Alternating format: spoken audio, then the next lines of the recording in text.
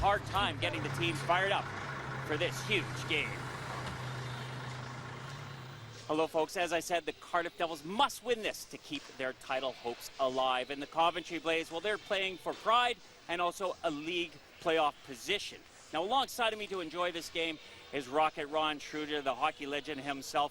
Ron, we all know about your time in Sheffield, but you did spend a brief time here in Coventry in 2002, 2003, where you lifted the double. What was that like? Oh, it was absolutely fantastic. You know, the ability of the players then to the ability now is unbelievable. We had some great games, great rivalries against Cardiff. So to be fair, Coventry-Cardiff is going to be a great game tonight, and should be over the years as well. And this is up for grabs for the Cardiff Devils. Yeah. I mean, they have to win, don't they? They do. If they want any chance today, they've got to get past you know, a strong Coventry team. If they come out and play like they can, it's really going to push them. Okay, well, team news is going to come up this way through Anna Woolhouse. Anna's down ringside. Anna, what's coming up? Thanks, Nick. Well, let's start with the home team, the Coventry Blaze. They've had a horrible season so far with injuries, but tonight is good news. They're only one import down. Long-term injury, Owen Fussy. But it hasn't all been good news regarding Brad Cruikshank, who will play tonight but hasn't been able to train for the past couple of days. He's been ill with a virus. And Greg Chambers, he's also suffering with a slight groin strain, but apparently will be skating tonight. It's interesting news from the Cardiff dressing room. The bad news is that the Smith brothers will be missing in the Blue Devils lineup. Kenton has apparently ruptured his MCL ligaments, whilst Brother Mark, he's suffering with a concussion. Not ideal at all. But it could have been worse for the Devils, as Sam Smith was also expected to miss tonight's game, but he has travelled and apparently will be skating tonight. That's all. Back to you, Nick. Thanks a lot, Anna. And Ron, I mean, we look at Fussy. He's sitting second in the Coventry Blaze scoring. He's missed 24 games.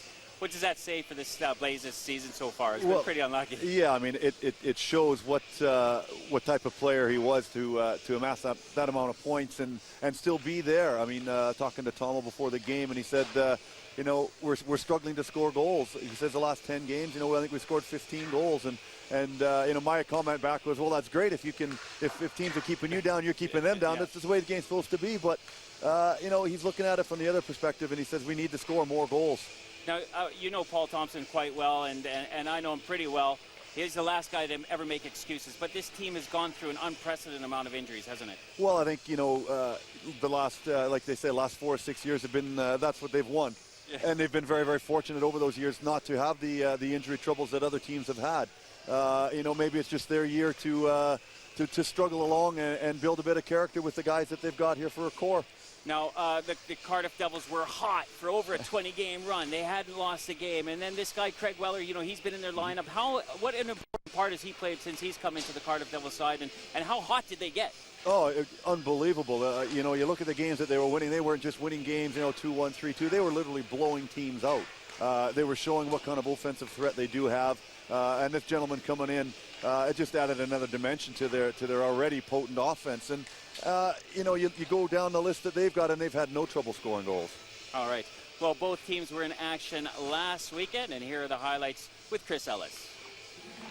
Never the most happiest place to come for the Coventry Blaze, the National Ice Centre over the years, and the Nottingham Panthers went ahead.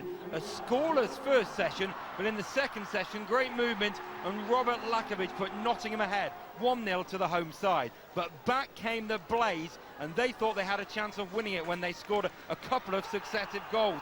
First, Dan Carlson, quick goal in reply to Lakovic to make it 1-1, and then the NIC was stunned when Greg Owen scored a power play goal. Shot comes in, look, rebound not dealt with, and Coventry could have been heading for a victory at the National Ice Centre. But a mistake in defence, Nottingham through on net, pass from Beauregard, and Harima finds the net, 2-2, and then another mistake in the back. Watch this, Galbraith, Clark, and Matthew Myers scores the winning goal, Nottingham 3, Coventry 2.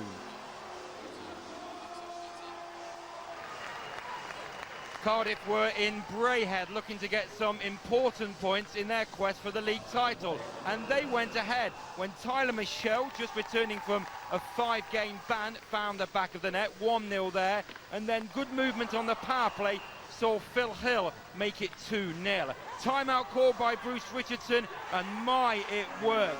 Jordan Kristanovic putting the game to 2-1 to make it a one-goal game, and the Braehead Arena was suddenly on its feet. And then Ryan Campbell getting the second goal, and the Braehead Arena erupted in off the post. 2-2, anyone's game.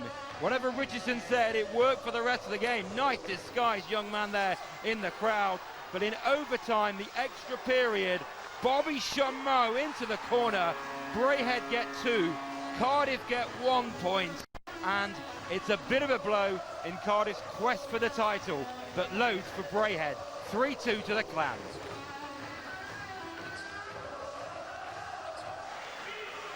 So to the Sky Dome on Sunday night, and Coventry needed to bounce back. Well, they didn't to start. John Landry gave the visitors the lead, made it 1-0 in the opening stages of the game, and Coventry was certainly up against things early on. They came back into things though. Luke Fulgham scoring on a 5-on-3 power play, and suddenly things were looking brighter for the home side. But in the second session, it went from bad to worse. Matthew Weather making it a one-goal game again, 2-1 to the Braehead Clan at that stage. And then player coach himself, Bruce Richardson, finding a way through into the net there. Richardson scores, 3-1 game. Coventry needed to come back. They did in the final stages. Brad Cruikshank finding the net to make it a one-goal game again. But the empty net goal was to be the insurance goal, and the player coach looking in there, diving on the ice, and then shooting from afar. Empty net goal. It finishes Coventry 2, Braehead 4. After Cardiff's point on Saturday night, they needed 2. Look at that big hit from Weller on Nielsen. Weller scores, he defends, and he plays great hits. Matthew Myers on the rebound gave Nottingham the lead there. Some controversy over the goal, perhaps some in the arena didn't think it had gone in. That was the first goal of the night though, in the third period, after 2 scoreless first sessions. Brad Voth though made it 1-1, and then 23 seconds later, those Devil fans were to be cheering once more. I said he scored goals, I said he hit. Look at this goal from Craig Weller. NHL quality, 2-1 Devils. They were on their way to 2 points. See the empty net there. Nottingham pulled their netminder Kowalski to see if they could get back into the game. But Scott Matska scored into the empty net. 3-1 game, and Cardiff get 2 more points in their quest for the title. Cardiff 3, Nottingham 1. So the action from both Cardiff and Coventry games, but let's talk about what Braehead are doing right now, because they upset Coventry and Cardiff. I mean, they're playing great, and Bruce Richardson is managing to do it ugly, I suppose. Well, that's the thing is you know, you've got to go out and you've got to get in the dirty areas, and you got to do exactly what he did there to get an empty net goal. You know, you've got to give the second and third effort. You know, you're in a position where you can beat teams below you, and again, go in and upset the apple cart, so to speak, and you want to do that. You want to get the teams ahead of you, and you want to drop them down if you can, and it's just by hard work. And Cardiff did it against Nottingham, I suppose, and now that was lights out really for Nottingham, and what they're going to do now, it's just playoff position for them. But a big lift for Cardiff coming into this game and keeping their title hopes alive. Yeah, it is. You know, you always want to try and bring something positive out of your last games, and obviously a win being a big one there as well. It was good hard work, board work again. Puck to the point, shoot the puck, drive the net. You know, again, outwork teams in their own end, and you'll be successful. Okay, well, folks, we have mentioned that it's been a difficult season for the Coventry Blaze so far, and 2 guys who are not used to it, Dan Carlson and Greg Owen, well, they caught up with Anna Woolhouse during the week. 12 months ago, things couldn't have been rosier at the Sky Dome. The Blaze lifted their 4th Elite League crown and cemented themselves as the most successful club in the Elite League's history. But, to state the obvious, this season has been less than great. Dan Carlson and Greg Owen enjoyed the good times last year, but it must have been a very different experience playing at the Sky Dome this year. So Dan, Greg, when you guys got back together in August, I'm guessing the current situation you find yourself in never really crossed your mind?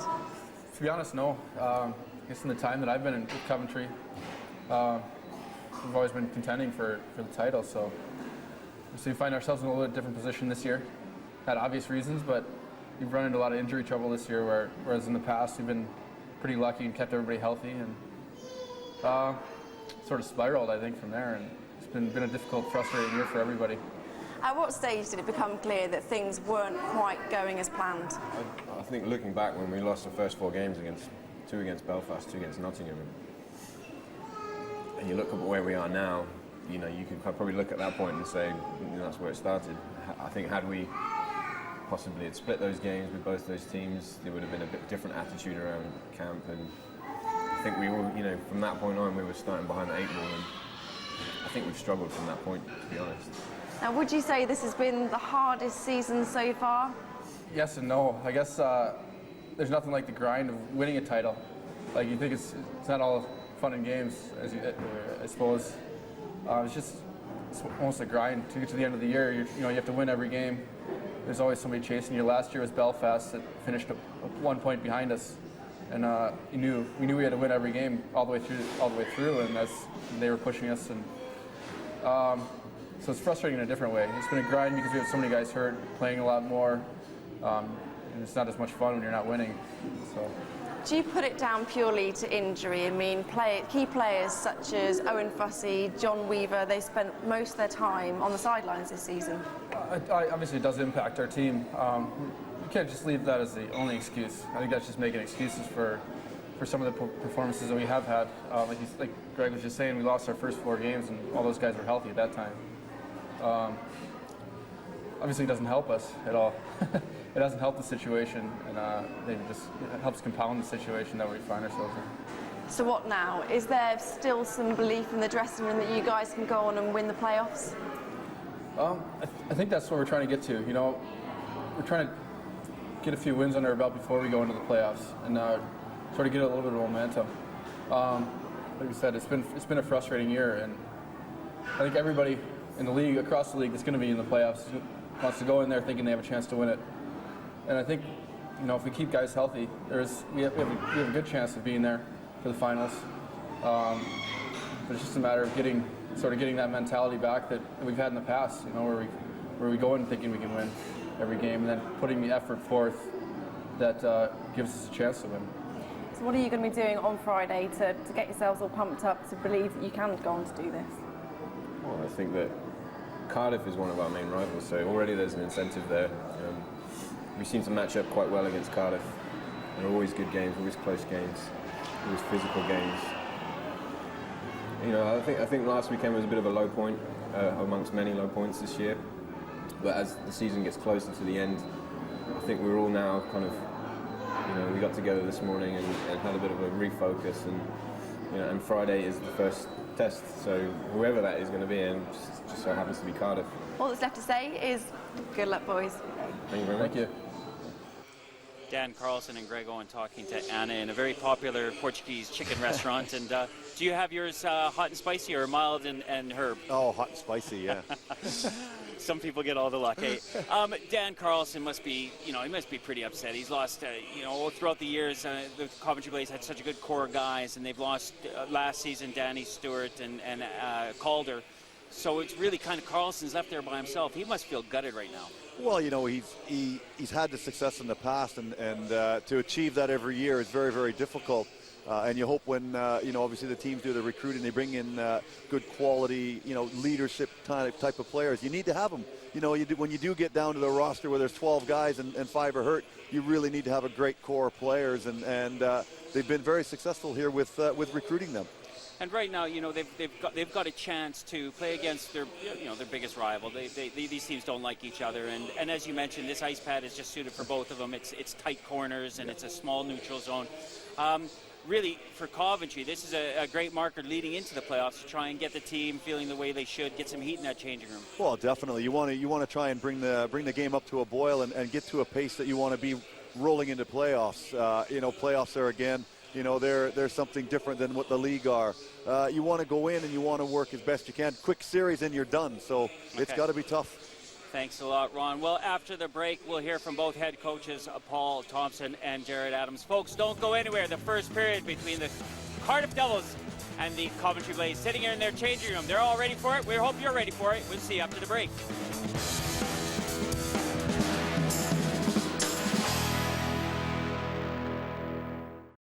Folks, and welcome welcome back to the Sky Dome here in Coventry as the Blaze get ready to take on the Cardiff Devils. I'm delighted to say that tonight we're going to be joined by two Coventry giants, Brent Pope, who's a big guy, and Dave Sims, who's a big guy. Dave, what do you think about the game? And I bet you wish you got to do that piece with the boys in that chicken restaurant. I know I'm going to slap you when I come down after the game, Nick. I'll tell you one thing. The Cardiff Devils are the most successful hockey club here at the Sky Dome Arena. In Elite League history, they've beaten the Coventry Blaze on 15 occasions. And Brent Pope, if they're going to go on and win the league, they've got to beat them a 16th time. Well, they've got to win 3-3 this weekend, and it starts here tonight. And the Cardiff Devils have been great all season. Had a little bit of blip over the last 2-3 weeks, but they've got to win here tonight in a must-win game. You know, Anna told us earlier about the Smith brothers. What a massive loss that is to lose two such important guys off your blue line. They've been the cornerstone of the defense for the Cardiff Devils all year. So to lose them here late in the season puts a whole lot of stress on the Cardiff Devils if they want to have a chance to win this league title. But the four defensemen they've had playing in the lineup here recently have been doing a great job as well. The guys in the truck asked me to find 2 ones to watch. I went with Ryan Finnerty of the Cardiff Devils. We like his tenacious style, don't we? I could have gone for Coulson or Fulgham of the Coventry Blaze. They always play well. But those guys need some success. They need some help, some support. Greg Chambers has got to come to the party. He has got to come to play tonight. Well, the thing is, the key to coaching is making sure you got the horses that can run. And Greg Chambers is a pedigree horse who can run, but he hasn't been running to full speed this season for the Coventry Blaze. And Paul Thompson now, more than ever, needs him to be able to fill that offensive void there for the Coventry Blaze. And Ryan Finnis, as I say, he's the heartbeat, isn't he, of the Cardiff Devils? Tenacious little rink rat. Well, he's the captain, and he's got a C in his shirt for a reason. He's got to lead from the front as well, and he's got to show that energy, especially with a depleted lineup here with Cardiff. He has got to be that guy that plays with his heart on his sleeve. It's all about looking into the genie bottle, isn't it, Nick? I reckon these two teams might just find themselves playing each other in the playoffs. That's a little bit of added spice to tonight's game. Back to you. Thanks a lot, boys. Well, Ron, I think maybe Paul Thompson won't like me after this statement because he lets us behind into the changing room before the game, and on the wall, each player can write down what they want to try and get out of themselves. Greg Chambers, hard work and dedication. Now, those are 2 words that he will probably say he has not given to this squad up until this point. So that means he's thinking about it. And as Dave rightly says, he's going to be one to watch tonight. Yeah, I mean, you look at the guys that do play with their heart on their sleeves, the grinders. This rink here, if you don't go out and be prepared to play on the boards, you won't be successful. It's a big rink, but it feels really, really small. Just from experience out there, you got one stride and you got 2 guys all over you. So if you're not prepared to do all the hard work and be dedicated to your job and your role, then your team won't be successful. And a lot of the success of the Blaze is into the future. And we've talked about Ross Venus. Now, another thing that didn't happen tonight, but folks, you know, normally like sometimes a guy has to wear a different colored helmet during the warm-up, and I think Ross Venus was going to wear one for the Coventry Blaze, but Ross Venus, luckily, he didn't have to do it. But this kid, he's going to be a one to watch for the future. He might have a career in North America. Yeah, you look at him, and you can parallel the old the Steelers Robbie Dowd sort of thing. You know, Robbie went over to Canada and played a couple of years there in the States. You know, Ross has got the same opportunities. Work hard here, develop here. He's got a good group of guys to learn from. And then go out and show that you can actually play the game to such a high level that you are coveted by teams from other countries. And the guy that is going to get it out of Ross Venus is head coach Paul Thompson. And earlier on, he cut up with Dave Sims. Paul, it's March. It hasn't been the year that you or the Blaze would have wanted, has it? No. In a word, no. We've, you know, it's been a tough year, David, with everything that, you know, we've had 3 or 4 players that probably haven't reached the heights that I know and they know they can reach. And it's not throwing anyone under a bus here, but you know, we're in a sport that is visible. And you know, with our injuries that we've had, and we are getting healthy again now, so that can't be an excuse anymore. You know, we need to find some form coming down our last 8 regular season games, and then obviously into the playoffs, because that's the only trophy now that we, you know, we have any chance of competing for. Nobody likes to see any player get injured, but is the reality that the wrong guys got injured for you, the really influential guys? Weaver, right at the start of the year, Fussy, long-term, when you needed that scoring, Smith, who was playing well for you at the time, and then Lee, who was an influential defenseman.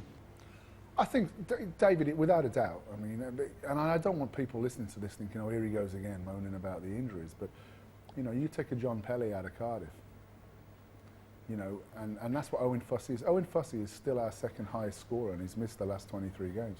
So that tells you either we're not scoring enough goals, which we're not, or, you know, the influence that he had on our team when he was playing for us. And, you know, Weaver, he controls your power play. I think at the time I said when Weaver was out, our power play was around 15%.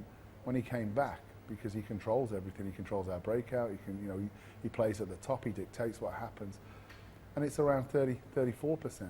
And, you know, all these areas of these types of players, and you just can't replace them. They're our franchise guys. How has it affected you? You're not used to being a sixth-place coach. You're used to the cameras coming in on a big game to win a championship, not to be, if you like, the bridesmaid. How have you reacted to being in this position? Well, I haven't enjoyed it, if that's what you want. I mean, because we're not used to it. You know, in 16 years I've been coaching, I've never been in this position before. And it's been a learning curve for us all. And like I said, David, you know, I am the type of coach that I make people accountable, and I make my players accountable. But right now, we've got to get together as a group.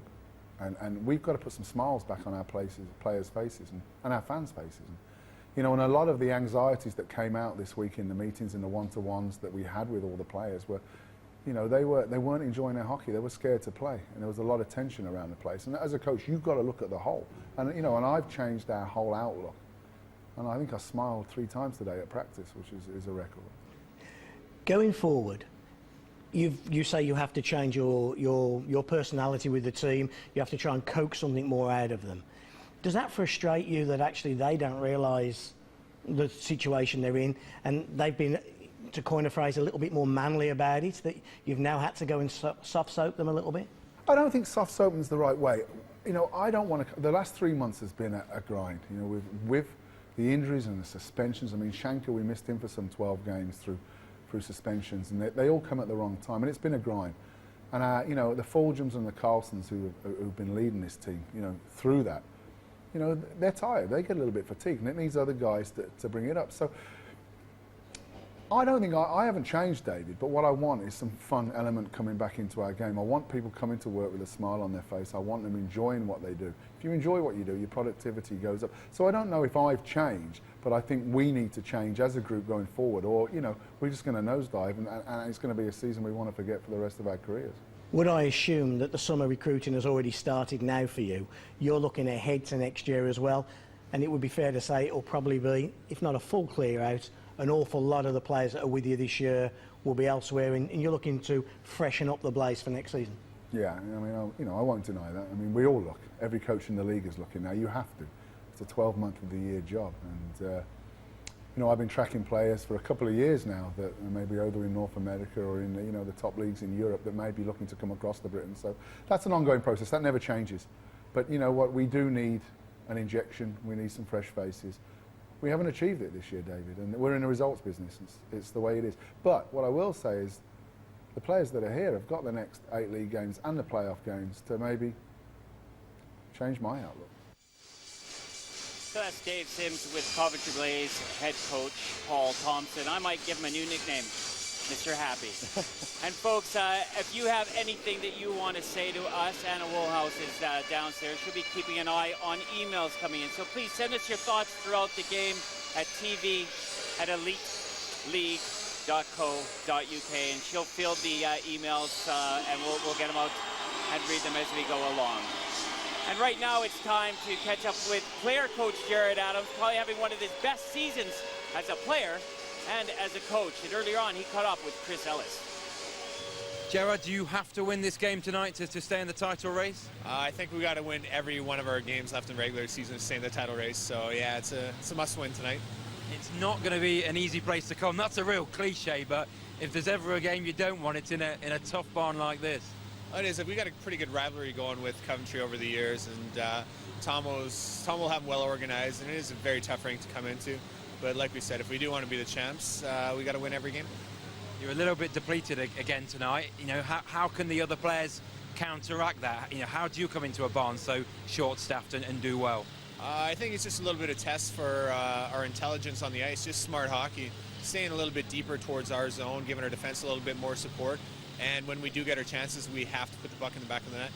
Do you think the belief is still there? Obviously, you were at the summit a few weeks ago. That's not the case now. Do you look around the dressing room and still see the belief? Yeah, I do. I think it's a little bit more relaxed now. I think, with short numbers and no real pressure on us to finish first, guys are just enjoying their hockey and just playing, knowing that we're on a little bit of a free roll. Do you think maybe that's the key there? You're not under so much pressure. Sheffield are at the top. They've got a bigger budget. Belfast are there as well. Because you're kind of the outsiders, do you feel less pressure as a team, do you think? I think so. I think we've always been that team that's kind of punched above its weight. And, thankfully we put ourselves right in the mix this late in the season. So, hopefully the fans have enjoyed the hockey over the last couple months. Good luck tonight, Gene. Thank you. Jared Adams, the player coach of the Cardiff Devils, and Ron, you got to say that as I said going into that, he's playing. I mean, the players around him are saying Jared's having a stellar season. Yeah, I know. I played with Jared however many years ago in Sheffield. How many years ago? 10. And he is a competitor, and he competes. And every time he's on the ice, that the effort level is going to be there, and it rubs off on everybody around him. If he's working hard, everybody realizes that, hey, this guy's older than we are. We got to get at it. Quick prediction. Oh, I hate when you do that. Well, don't do it. To be fair, I think so in here. I think Cardiff is going to edge it out by 2. All right, let's head upstairs and talk to Brent Pope. But first, Dave Sims. Boys, carry it away. Thank you very much indeed, Nick. Well, the Coventry Blaze line up in their white uniforms on the blue line. To the right, of course, the Cardiff Devils line up in their red uniform. But before that, the national anthem, a very special national anthem as well. If your minds can go back to Britain's Got Talent, the finalist was Julian Smith, and he will take us through the national anthem down on the ice right now.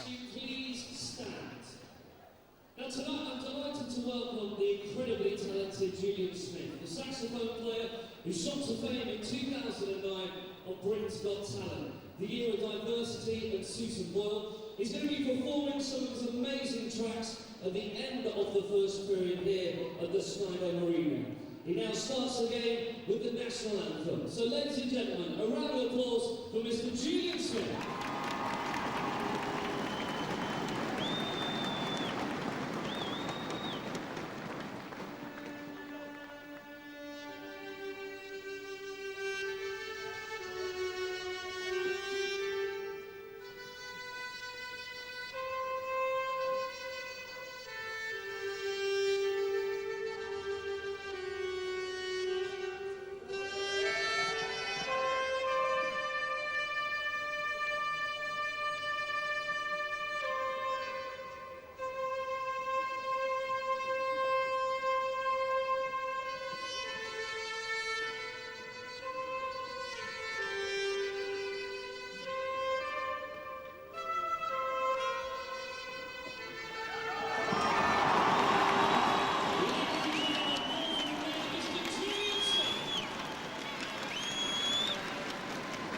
Well, Julian Smith there, playing through the national anthem. He cost me about £6.50 in the final of Britain's Got Talent, that guy did.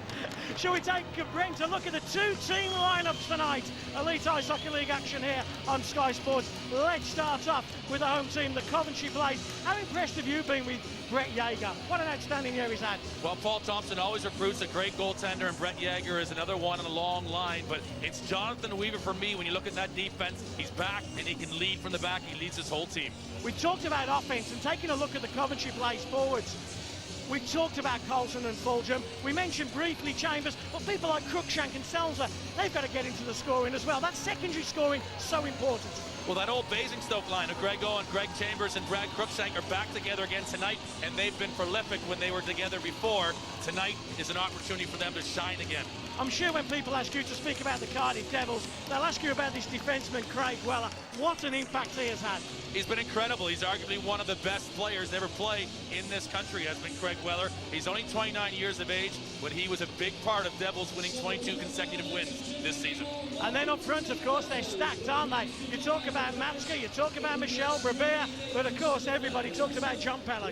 John Pelle scored his 50th goal, and it's taken him a couple weeks to finally arrive there, but he scored a big one there on Tuesday versus the Hull Stingrays, and John Pelle is a key man up front for the Devils. And just about the captain, Ryan Finnerty, he's one of my favourite players in the league. I can't stop talking about him. He gives you that tenacious edge, doesn't he? He needs to. The Cardiff Devils are a team that is known for grit and determination, and with a captain like Ryan Finnerty, they have to embody that tonight in this building. Okay, folks, it's almost time, and it's loud in this building tonight. The match sponsors have got, what do you call those things, boom booms? Well, the thunder sticks, and boy, they're rocking tonight. They are half rocking here. Here's Andy Carson, he's the man in charge. He's ably joined by Andrew Dalton and James Kavanagh, his two linesmen. If you're watching hockey, the Elite League, here for the first time, the Coventry Blaze in their white uniform. The Cardiff Devils, right to left, in their red uniform. And it's going to be the aforementioned Ryan Finnerty of the Cardiff Devils against Russell Cowley. Interesting, the home team has the matchup. Paul Thompson would have known the Finnerty line with the presence of Barth and Hill on it. He's put his third unit out. Any reasoning behind that, you think? Well, there's always mind games going on, but if you can get yourself to nullify this second unit for the Cardiff Devils with your third line, then potentially you've got an advantage when your first unit comes out. Is it true to say that this Cardiff Devils line sets the tempo of the game? Well, they've been a very strong line, but they've had 3 lines deep this year, the Cardiff Devils, and they will be wanting to employ that same tactic tonight. And we'll be looking at that because the Coventry Blaze haven't been 3 lines deep. And Cardiff probably have that advantage with bodies, but then with the 2 Smith boys out, of course, back on the blue line, they're a little short. Here's Zanon down to the left-hand side where Cowley will take the puck over the blue line. Farmer's free in the middle, but Weller gets across and finishes on Cowley as well. And here is the aforementioned Weller. Right-hand shot, chips out to Finnerty. He'll get the puck in deep, comes to Voth. Voth takes the first shot of the night, and it's saved there by Brett Yeager. Down the right-hand side, Mark Richardson chips into Zannon's corner. Zannon finishes his hit, and now Selmser will get the puck back to Brian Lee. A rim round to Robert Farmer, and Michelle comes in like a train. In fact, Michelle runs over. I think it was Robert Farmer who was coming off the ice. Robinson out. Michelle finishes hard on him and creates a turnover. Tyler Michelle does that, doesn't he? He takes the body and he creates turnovers. He was the huge loss for the Cardiff Devils that really, I think, was part of their decline over the last few weeks. Up until now, they're regaining the form. But Tyler Michelle's an energy player, he's a catalyst, and he gets it done at both ends of the rink. Young player tonight who might be a very important player is Tim Burrows. Just had his first shift, the ENL player from Cardiff. He just had a great hit as well. A great hit down low, and he's just come up here now. He'll be staying with the Cardiff Devils at Elite League level the rest of the year now.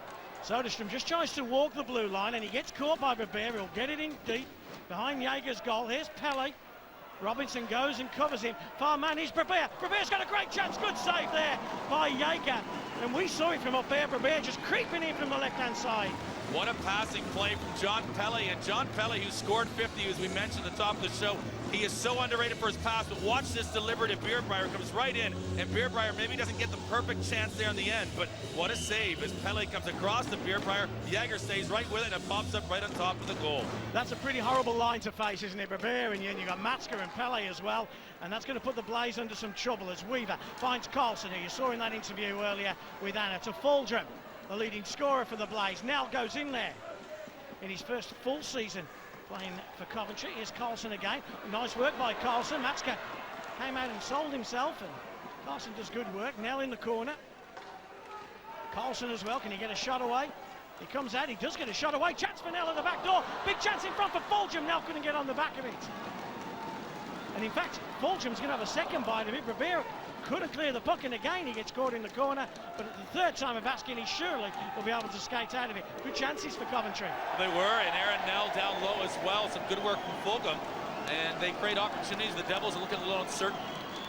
Brian Lee will hit the red line, get it in deep, and he does just that. Big hit comes in from Voth, and he just misses, and that was the ironic cheer from the fans of the Coventry Blaze. Lee will go to Robinson, and Big JR moves the puck forward. Cowley, it's Farmer as well, and Farmer takes a little snapshot, and Adams clears. End to end, here's Finnerty. Finnerty on Jason Robinson. Robinson, he's beaten to the puck by Finnerty. Great work, Finnerty. Double shot, Finnerty. And look at Zanon and Phil Hill, and now Buff comes in on Brad Zanon. Great effort, first of all, by Finnerty. He walked the defenseman and took a great opportunity to score. Ryan Finnerty made that play happen. The puck got deep in the corner, but such is Ryan Finnerty's game. He cuts hard to the net. He gets his first crack at it. Phil Hill is going to be the one coming up with the rebound. But watch Finnerty just take the puck away from Robinson. He steps in, he makes an aggressive move to the net, but Phil Hill gets taken out late there. And watch this again here from Finnerty. Good work coming in, and then Hill trying to tidy up the rebound, but nothing left over as Vaught comes in to make sure Zanin is aware of his presence. And this is a man's game. We do use the body an awful lot, and that physical presence, both teams trying to send an early message. I've seen more hits in probably 3.5 minutes tonight than I saw in Guildford against Slough in 60 minutes on Wednesday. Well, there's a lot of energy in the building here. It's loud in here tonight. Everybody knows the importance, and obviously these players playing with emotion, they obviously want to get involved with the game physically early. Here's Robinson, left-handed shot defenseman to Chambers, the player we spoke about, the player that has so much talent, but he just hasn't come out this year. What a nice pass from Zanin, finds Owen. The Basingstoke line together again, Cruikshank, Owen and Chambers. And here's young Burrows, pulls a lovely little move and takes a shot just wide over the goal of Jaeger. But Burrows has given his team the opportunity for a line change, and it's a big line that comes on with Pele. Pele winds up, takes a shot, Matzke's looking for the rebound. Weller jumps in on the play. Back to Matzke. Pelly's free just in front. Still with Scott Matzke. Matzke is so experienced. Played in Sweden, Austria, Germany. Robinson and Pele in the corner. Back out to Matzke as well. Matzke throws one at the net. Zanin lets it go past Jaeger. And Fulgham. Heavy pressure coming in from the Cardiff Devils. This time from Rabea. Robinson. Coventry can't get out of their own end. Well, they had good shift there from the #1 unit for the Cardiff Devils, who's starting to settle down a little bit here, just now coming into 4 minutes into this game. But Coventry have started well. They did well to get themselves out of that zone, though, comfortably. And here comes their captain, Jonathan Weaver, over the blue line. Takes a shot, just goes past the glove side of Stevie Lyle. Nell it is, who keeps it in deep. Weaver's joined the play, goes back out to Soderstrom. Soderstrom didn't know whether to shoot. He's hooking minor penalty, I think, coming in on the Cardiff Devils. Blaze pulled the goalie as Nell's the spare man. Whistle blows, Andy Coulson calls his first penalty of the night. It goes against Cardiff.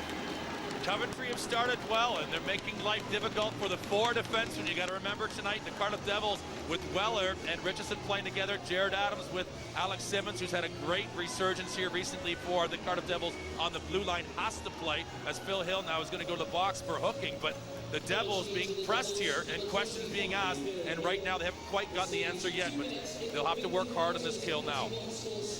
Andy Carson saw a different penalty to us, Brent. He scored it for slashing.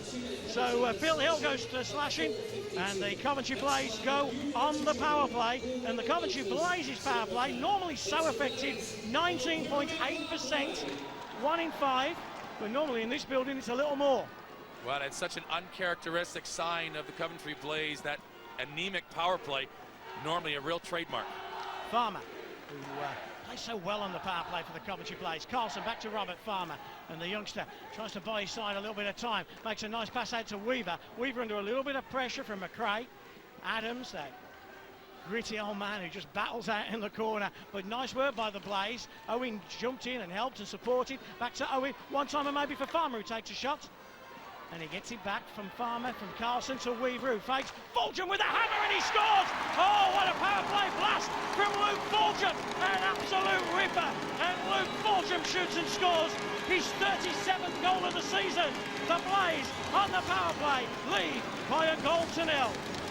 It looked like coming the way the Coventry Blaze were moving this puck around, and Fulgham here in the end as it moves from Farmer back to the blue line and touched by Weaver right to Fulgham, and immediately a one-time release high up over the blocker's side of Stevie Lyle. But it's soft hands and a powerful release there from Fulgham, and no mistake of it, as it's a direct shot high and beating Stevie Lyle comfortably. And his 7th power play goal of the season to boot as well for Luke Fulgham. My God, if the Coventry Blaze ever relied on Coulson and Fulgham this season, and yet again those two answer the bell.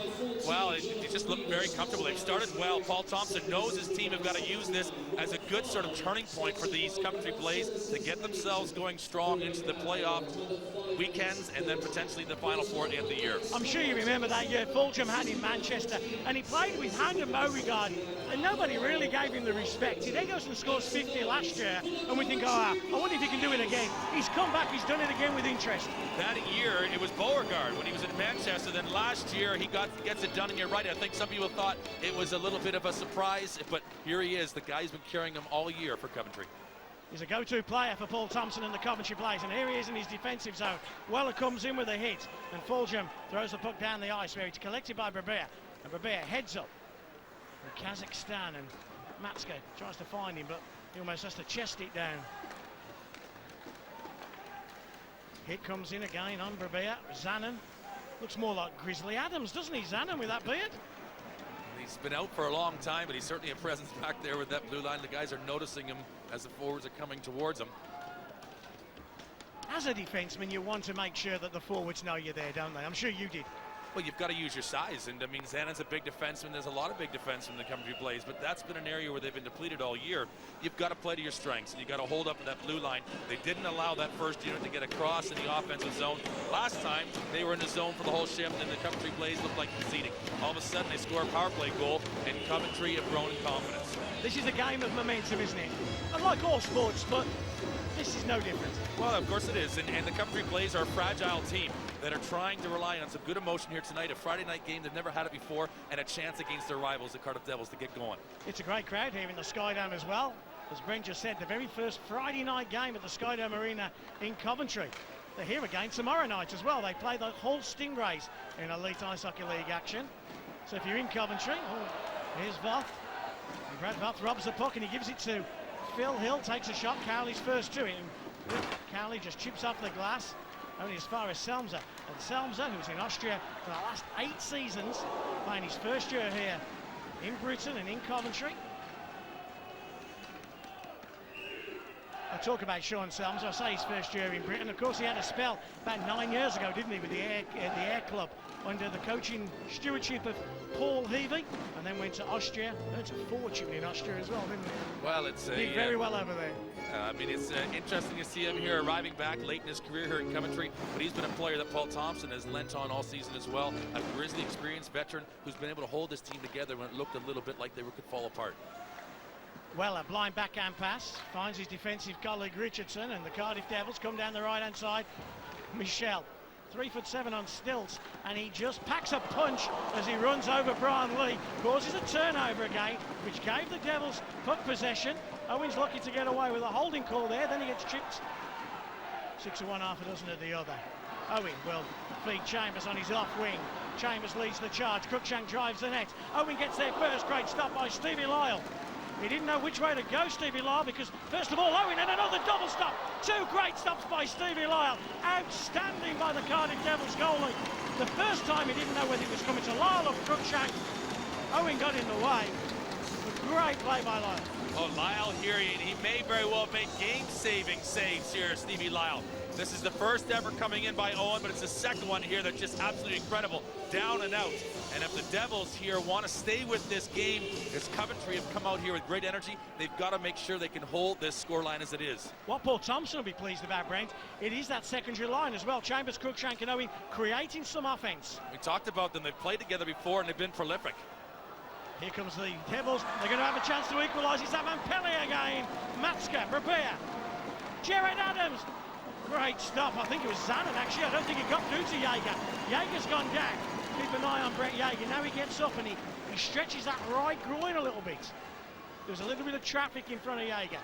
Back with the Blaze. Chance for Carlson. Rips on glove. Save by Lyle. He got a bit of it. That was going top corner, and Stevie Lyle got his glove to it. Incredible saves at both ends, but scoring opportunities that are just prime real estate for the forwards to be stepping right into in front of the opposing team goals. End to end at the Skydome with Jason Robinson, who chips it forward. Robinson and Bothell meet in the corner. You don't want to be between those two boys. Weller's mixing it up as well in there, and it's Russell Cowley that gets involved physically. As Voth tries to clear the zone, Robinson finishes on Voth.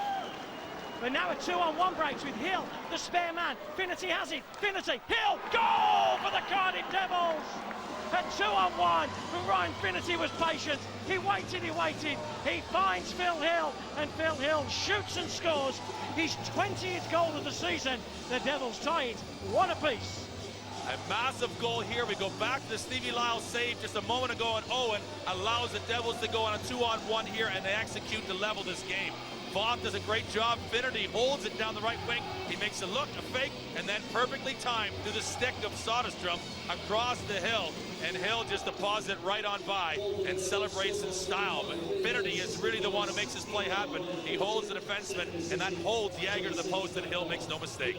Paul Thompson will be fuming his team gave up a 2-on-1 there. Of course he will. And the player's defenseman held on the blue line. He got the puck chip past him by Voth, and you see the expression on Thompson's face. He's none too pleased, as now they're going to go out and have a look at Jagger, who you said before was potentially struggling with an injury this shift before. Yeah, Paul Thompson not happy, and he won't be happy seeing Brett Jagger go down as well. And that was in that incident when Cardiff got traffic in front of Jagger, wasn't it? And Jagger came so far out of his goal, and I wonder really if Jagger, being aggressive skating forward, almost got himself caught as he tried to get to a set position to not allow the shot through the 5-hole, almost twist his ankle and cause some trouble there, because you're seeing him now actually adjusting that right pad or his right foot, and he's talking with the trainer, but Jagger was certainly shooken up. Let's see that incident again. This is where it happened, Brem.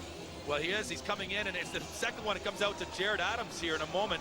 Pele had the first shot. Jared Adams comes right in here. Watch Jagger coming out, and he's just right there even. I'm not sure what happened, but he was aggressive having to make that save, and maybe he's twisted something.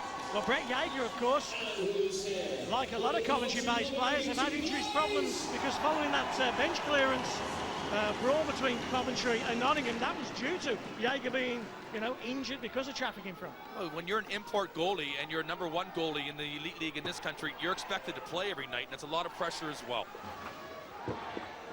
A battle in the corner. The big battle. The Jonathan Weaver loses out, but he gets a puck to Soderstrom. And Soderstrom, playing his 9th season with the Blaze, makes an inch-perfect pass to Chambers. Chambers from far out throws one in the glove of Stevie Lyle. And Stevie Lyle drops it, thinks about it, and then covers it up again. Stevie Lyle, who can make and win a game for you sometimes as well. I'm sure over the course of the year he's probably had shots that maybe he'd like to have had back as well. But what a tremendous save he made there ahead of the leveling goal from Phil here tonight. And he is the guy, when he's on, Stevie Lyle could be fantastic. We talked about momentum, didn't we? And the momentum of those two saves just turns the game. 2-0, should have been 2-0, then it's 1-1. It's a beauty of sport, eh? It certainly is, and Coventry were building at that point, now Cardiff are. And here's Pele. Backhand pass through traffic, and Fulgham now comes the other way. 10 to end at the Sky Dome as Fulgham chips into the corner. Richardson and Fulgham. Richardson gets run by Fulgham. Blaze throw one at the net. Weller gets there first. Weller always seems to have more time than anybody else. Another 2-on-1. Weaver's pinched in. Here's Babir. He'll shoot it. Oh, and he shot it wide. But again, the Coventry Blaze giving up a 2-on-1. Weaver pinching in. Well, a 2-on-1 at this point right now, as you saw the way the Devils took the last one, they were clinical on it. Here, Beerprior, who gets a lot of room. When I was talking with him midweek about how he should have been shooting on the weekend, when he was on a hat trick against Hull midweek, he shoots there, but he misses pretty desperately wide. Back live, 10 minutes gone here in the first period. The Coventry Blaze led by a goal to nil. Luke Fulgham. But Ryan Finnerty pulls a gorgeous little play on a 2-on-1 break, and Phil Hill shoots and scores. We're tied at 1 halfway through the first session. Lee will dump and chase, and 2 plays on Jared Adams, and Finnerty comes in, supports and feeds Hill on the left-hand side, who chips it past Zanon. Selmser will try and get there first. Jagger comes out of his goal. We'll watch him skate back, see how he's skating. Keep our eye on Brett Jagger. Farmer will chip through the middle. Jared Adams collects, makes a nice play. Oh, Phil Hill got a tip, and it fell fortuitously to Voth, and the big man into the corner. And Voth is so big and strong, he just rides the challenge of Brian Lee. Finnerty now will ride the challenge of Zanon, gets a shot. Great save by Jagger. But Coventry won't be happy the way that Finnerty twice, firstly round Robinson, secondly round Zanon, he's walking the deep. Finnerty is probably the best puck protector in the league. And here's Weller now taking a chance, but Finnerty is fantastic down low, below the goal line in the opposing team's zone. And really what has been some of the challenges for Ryan Finnerty is getting that release pass to make a goal-scoring opportunity out of it. The play he made to Phil Hill was fantastic tonight, but watch him here. I was going to say, talk us through this. Well, he just controls and keeps Zanon on his backside. He comes around and just rips it quickly to Jaeger, and Jaeger, who's already struggling with that lower body injury potentially, he tests him there hard. Is he the low center of gravity because he's not a big guy, he's a stocky man? Well, he's a pretty heavy set man as far as, he's got quite a bit of weight on him for a guy who's 5'10", 5'11", and he's just able to get low and protect that puck against those defensemen. Shot from Weller goes into the glove of Jaeger. As a defenseman yourself, how did you cope with those speedy little forwards that tried to drive out of the corner? Sometimes well, sometimes not so well. I mean, to be honest, the guys that are smaller are harder to find the center of their body to be able to control them. And I relied on having to be a physical defenseman. And sometimes those guys, if you don't quite get them in the center point of their body to control them, they can slip past you. A lot of people at the Skydome Arena enjoying themselves with those thunder sticks. There's thousands of those sticks everywhere, isn't there? It's a sponsored night here tonight, but they're a great thing. They certainly have got everybody involved tonight. They work hard here at the Skydome Arena, making it an enjoyable family night. Sure, they'll welcome you tomorrow as Weller just absolutely rifles one. Top shelf over the shoulder of Brett Jaeger, and the ex-NHLer does what he's done so well this year. He's 15th of the season. The Devils one down. The Devils now 2-1 up. You saw the shot of Neil Francis, the Devils player coach. He looked like a kid on Christmas Day watching the shot. It's a flat puck shot. The puck was rolling back to Weller, and watch this thing. It's an absolute laser, which is just perfectly placed in the top left corner. This is a great view here, and oh, baby, that thing is right past Jaeger before he gets a chance to really react. Not a lot Jaeger could have done about that. That was a howitzer. Well, it was a howitzer, but it was also a knuckle puck as well, and it's hard to really track the flight of it there, but Craig Weller did that on Tuesday as well against Huller and Nottingham on the weekend too. Craig Weller is just prolific for the Devils. Here's Weaver. Can he pull one back as Weller again? He's got Brabert free. Can Brabert be found? He can be found, but Carlson just got a little bit of it. An offside is called. Brent, this is the fourth game between the Cardiff Devils and the Coventry Blaze here at the Skydome this year. 2-1 advantage Cardiff have. They've played well in this building. This is a rink they're comfortable in, isn't it? It is, and they've always known that the Coventry Blaze, well, they've had fantastic success over the first 6 years of the Elite League. The Devils, who are a team that Jared Adams referred to in the pregame show, they're a team that always punches above its weight. So they love the opportunity to play against the strong teams in the league, and particularly this building. Carlson's high stick is waved off. Puck chipped him. Weaver collects, goes behind Jaeger's goal. And the captain of the Coventry Blaze to Fulgham. Fulgham will try and move the puck out to Aaron now, but he moved out of position.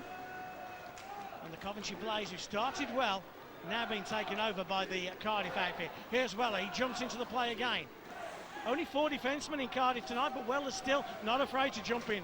Well, he can do what he wants, really. He can get, his skating ability is such that he'll take that chance, sometimes maybe to a point where it's a little bit risky, but he has such natural athleticism, and he's just so fast that he can take those chances going forward, and it just keeps putting pressure on the defense. Over the years, so many great players have come over to Britain, haven't they? With those 3 initials, those 3 NHL initials. Well, let's just go to Finnerty again. Hold on a second. Here's Finnerty. Traffic in front. Lee takes Bob through the crossbar. But they're kind of coming 5-6 years after they played in the NHL. This guy's coming a year, and he looks the real deal. You think actually he could go and play in Colorado tomorrow, don't you? Well, I think he thinks that he might want to be taking a chance to go back to North America next year too. So we have seen a very special player and still on the upward trend of his career. Often, as you say, you see players after their peak years. Craig Weller is still in his prime, and that's what makes him a little bit special, more so than the other NHL players we've seen.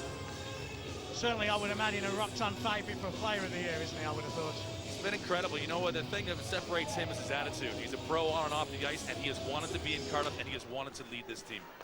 And he's done it very well. Jared Adams, another leader. Battle behind the net with Voth, another leader. And Lee, here's Finnerty, another leader. And straight away, you can see why the Cardiff Devils have done so well this year. A lot of men on that team as Voth throws one at the net. Selmser in a battle with Finnerty, and Selmser chips out. Can't get it past Simmons, who throws it back into the corner. And the Cardiff Devils go to work with Brad Voth, and 3 men down low, and it's Finnerty on the far side, and Hill come and finish on Robert Farmer. 13 minutes gone, first period, 3 goals to report already. The Devils lead by 2-1. Russell Cowley turns inside, and Russell Cowley, the only player on the ice tonight who has played for both teams. Celebrated his 400th game for the Blaze on Sunday. And he had a season in Cardiff, so you can add another 50. He's an experienced player now, 450 Elite League games. He certainly is, you know, and he's got incredible pace, does Russell Cowley. He does a job here, and you know, he's been one of those integral players for Paul Thompson over the last few years. He does a good job coming out of the corner. Simmons hammers him into the board there. Now, the older statesman, Gerard Adams on Farmer. Interesting that Gerard Adams puts himself out there with young Simmons, the older, wily old fox with the young pup. I had to say to Gerard Adams earlier in the year, because he's so humble about his approach to the game, that he didn't want to lead from the front, that he needed to play more, and when he does, this team gets better. He is still one of the best shutdown defensemen in this league. He certainly is, and he's lost some weight this year, and I think he's refocused and made sure he's still a young man. He's still got a lot of miles still left in those tires, and he can do a great job for this team for years to come. Well, his pass eventually gets across, got deflected. Here's Tyler Michelle. Soderstrom follows him. Michelle throws one across the crease. Young Burrows hasn't looked out of place at all, has he, playing with Michelle and McRae? And he's stayed in front with Cruikshank at the moment. Chambers, poor pass. Eventually, though, gets through to Owen, but taken off him firstly by Weller and then by Burrows. Where's he been all year, Burrows? Well, it's all confidence, isn't it? And Timmy Burrows is a player that we've thought in Cardiff and the development system was capable of this play, but he's been given his chance now really by circumstance, and he's making the most of it. Isn't it funny how kids sometimes just need that chance? They talk about this young lad Venus in Coventry, and that's because he had a chance. And it's years before he's going to develop into a top-notch pro, but you know what? You give the kids a chance. High up. Matska, great stop. Jaeger doesn't know where it is. Excellent work by Brad Zanon out in front. We'll come back and talk about... No, we won't. We'll talk about this opportunity in goal first, and then we'll come back and talk about the kids. Great opportunity. Zanon saved his team then. Well, point-blank Matska comes right in on Jaeger. Zanon's coming across, and then you see the collapse in the goal. But his Coventry Blaze defense right now is on the edge of potentially collapsing. Cardiff Devils are a little bit too much at the moment offensively. Great job. Zanon is the one who crashed into the goal, and it's great desperate defense, but they should never be in that position where they're having to flounder so much. And they have been floundering almost since shift one, haven't they? When Cardiff have come at them. Well, the power play goal for Coventry was really when they were at the ascendancy, but since then, Cardiff, since that response from Hill and a goal from Weather, the confidence has massively shifted towards them. A month ago, you would only have put money on the Cardiff Devils for the Elite League Championship, but then a spell where they lost a couple of games and everybody forgot about them and started talking about Sheffield and Belfast, but all of a sudden the Devils have come back into this championship race with a bang, and Matska wants the puck out in front. Revere couldn't find him, but the Devils are certainly well and truly back in it. A tough three-game weekend as Pelly drives the net. Manhandled by Lee, whistle goes. He might only be a small lad, but he's got the heart of a lion, hasn't he? He certainly does. And, you know, when you talk about him as a goal scorer, he doesn't necessarily have the hardest shot.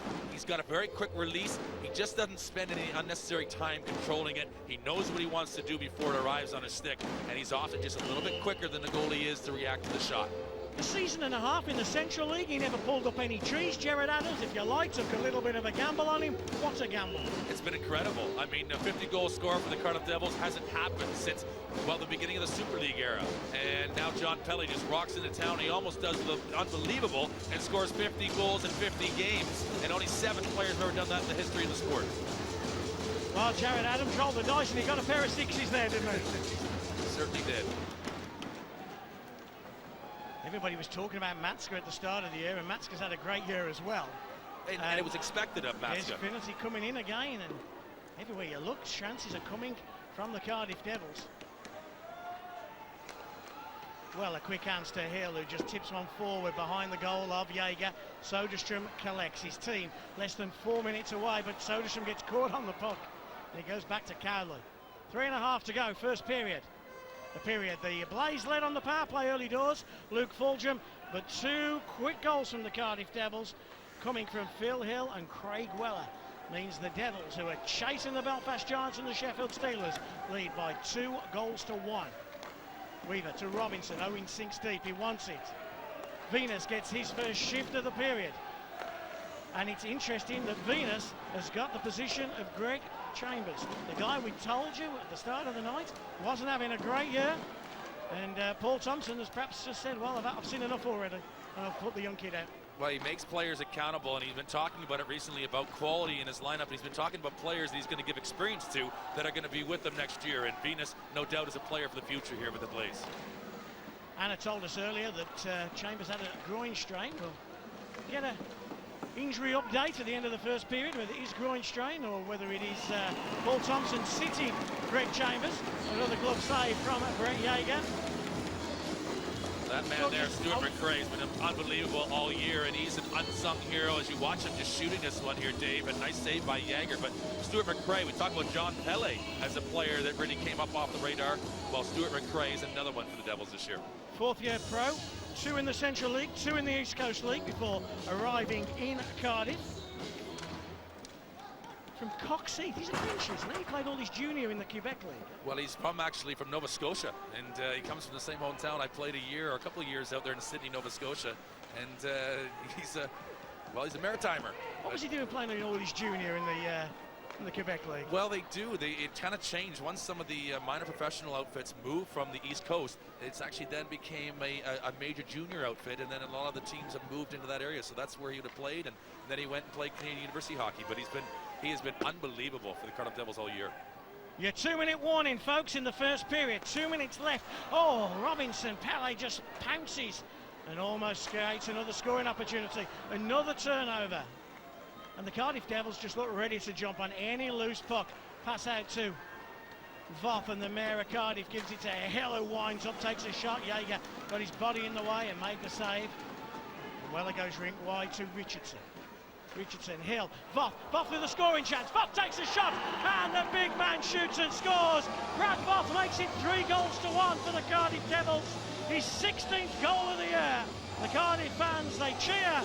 The Cardiff Devils are chasing those Blaze. They're chasing the Steelers, they're chasing the Giants. It looks like they've got one hand on 2 points already. This transition game tonight from the Devils is explosive. It's too much for the Coventry Blaze defense as Richardson moves it up and arrives at Voth, and Voth makes no mistake. That is an absolute bullet as he just blows it past Yeager, and again he's beaten clean as Yeager here early in his first period. Well, you know, it's that line again that's impressed, isn't it? The Finity Hill Voth line, they've just been on top of the top of the Coventry Blaze. They've owned this first period so far, and they've just done exactly what they wanted to do, from Finity down low and controlling it down low. Voth coming in, playing the body. Voth has stayed out of the penalty box and then finishing the shots. They've been clinical. Very interesting that Paul Thompson calls a timeout with, a minute and a half left in a period. Not waiting to get his team back in the room, but calling them to attention now. Well, exactly, and he doesn't want to go in there and say, okay, guys, we'll pick up the pieces here and we'll readdress things after 20 minutes. He obviously realizes there's urgency required now, or else there'll be desperate changes here, I suspect, for the next 40 minutes. Well, Venus stays on that line with Cruikshank, and I would imagine Owen will skate out in a moment. I actually can't see Greg Chambers on the Coventry Blaze bench, which maybe means it might be more injury. We'll see. We'll get an update in a minute and a half's time. But the Blaze have got to get it going here at the Skydome Arena. They trail 3-1 after leading 1-0. The Devils come back with a bang. Venus battles. The kid's 16 years of age. And he's up against Hill, Finity, and the mayor of Cardiff, Brad Voth. There's Weller. I would imagine Weller's almost taken the gold chains off Voth, hasn't he, in Cardiff? Voth was pretty much untouchable in the mayor's office. There's been a few gods, as you would say, hockey gods, maybe down in Cardiff since the start of the team there 25 years ago, but Voth, one of them. Weller, though, he may only be there for one season in Cardiff, but he will be remembered as an institution. He will indeed. Here's Weaver. Weaver down the left-hand side. Fortune drives the net. Nell is the floater, and he was a trailer, and he got caught out. 3-on-2, the Devils come. Michelle waits, takes the shot. Hits the skates of Dan Colson. Back to McRae. Whistle blows. The fans of the Cardiff Devils, of course, Brent, next August, are going to have an opportunity to see all of their gods. We'll talk about that in a moment. There is Greg Chambers. Does he look like a man who's got a bad groin, or a man who's been sat down by his coach? Well, he looks like the latter, to be honest with you, Dave, and you can see it in the body language of Greg Chambers. Obviously very frustrated, whether that be as a result if he can't perform because of the injury, or he just can't perform. But you can see him there as a man who's been kind of sat to the sidelines tonight. We'll talk about all those gods coming back to Cardiff. the all-time Cardiff Devils team over the last 25 years. He's icing in August. It is. It's a big competition against now the Sheffield Steelers. They're legends as well, so it's exciting times. It's important to bring back some of that tradition. Johnny Lawless back in Cardiff. Here's Farmer. Fulham's battling, and you could just see Stevie Law trying to look for the puck there. He found it, got his hand on it straight away. He looks on the money tonight, Lily, right from game one, wasn't he? He is sharp, and you know, with the Devils in front of him, even though there's only 4 defensemen, as a unit of 5 in front of Stevie Lyles tonight, they've been good. It's just been that power play goal they conceded, and it was clinical from Fulham. Other than that, the Devils have been more urgent defensively than the Blaze have been offensively. Simmons goes to the penalty box. A hooking minor called by Andy Carlson. Keep your eye on number 3 there, just gets the stick across the body. And that's a hook. You just see it there at the end of the play. Power play time for the Coventry Blaze. They scored their only goal of the game on the power play. But the count is down, and the Coventry Blaze power play will have to run into the second period, because at the end of the first session, the Coventry Blaze trailed by 3-1, and it was fairly dominant by Cardiff. They looked very comfortable with Cardiff. They had to settle down after the first few minutes here. A lot of energy in here, but once Cardiff really started to realize this is their game and started to take charge of it, they didn't make many mistakes. And when they had opportunities, they took full advantage of them. Well, they did. On the power play, Luke Fulgham made it 1-0 to the Coventry Blaze. Hill assisted Finnerty for 1-1, then Weller for 2-1, and Voth for 3-1. What can Paul Thompson and the Coventry Blaze do about it? Well, we're going for a break now. When we come back, Ron Shudra and Nick Rockwell will talk you through this one.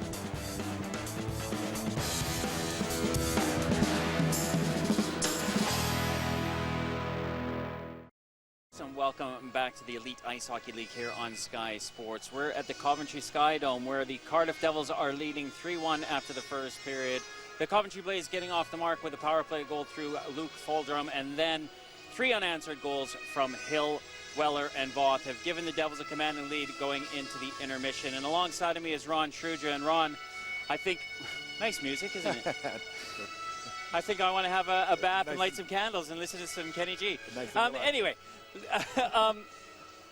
The Coventry Blaze are kind of like they're sitting in a bath right now. These guys look tired. They look sluggish. You can see they want to give a fight, but it's like they're punch drunk. It is. I mean, I think we were talking about it during the game. They look mentally tired. The guys that obviously haven't been injured during the season are now looking to be a bit tired in the game. Tomo, you can see, is giving him a lot of grief in the dressing room, saying probably the same sort of things. They're making little mental mistakes.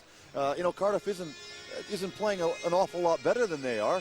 They're just capitalizing on the chances that Coventry have given them. They gave them the 2-on-1 goal, and then just about 2 minutes later, they gave them another 2-on-1 chance to almost get another one. Yeah. So it's one of those things where they've really got to tighten up and try and play relaxed.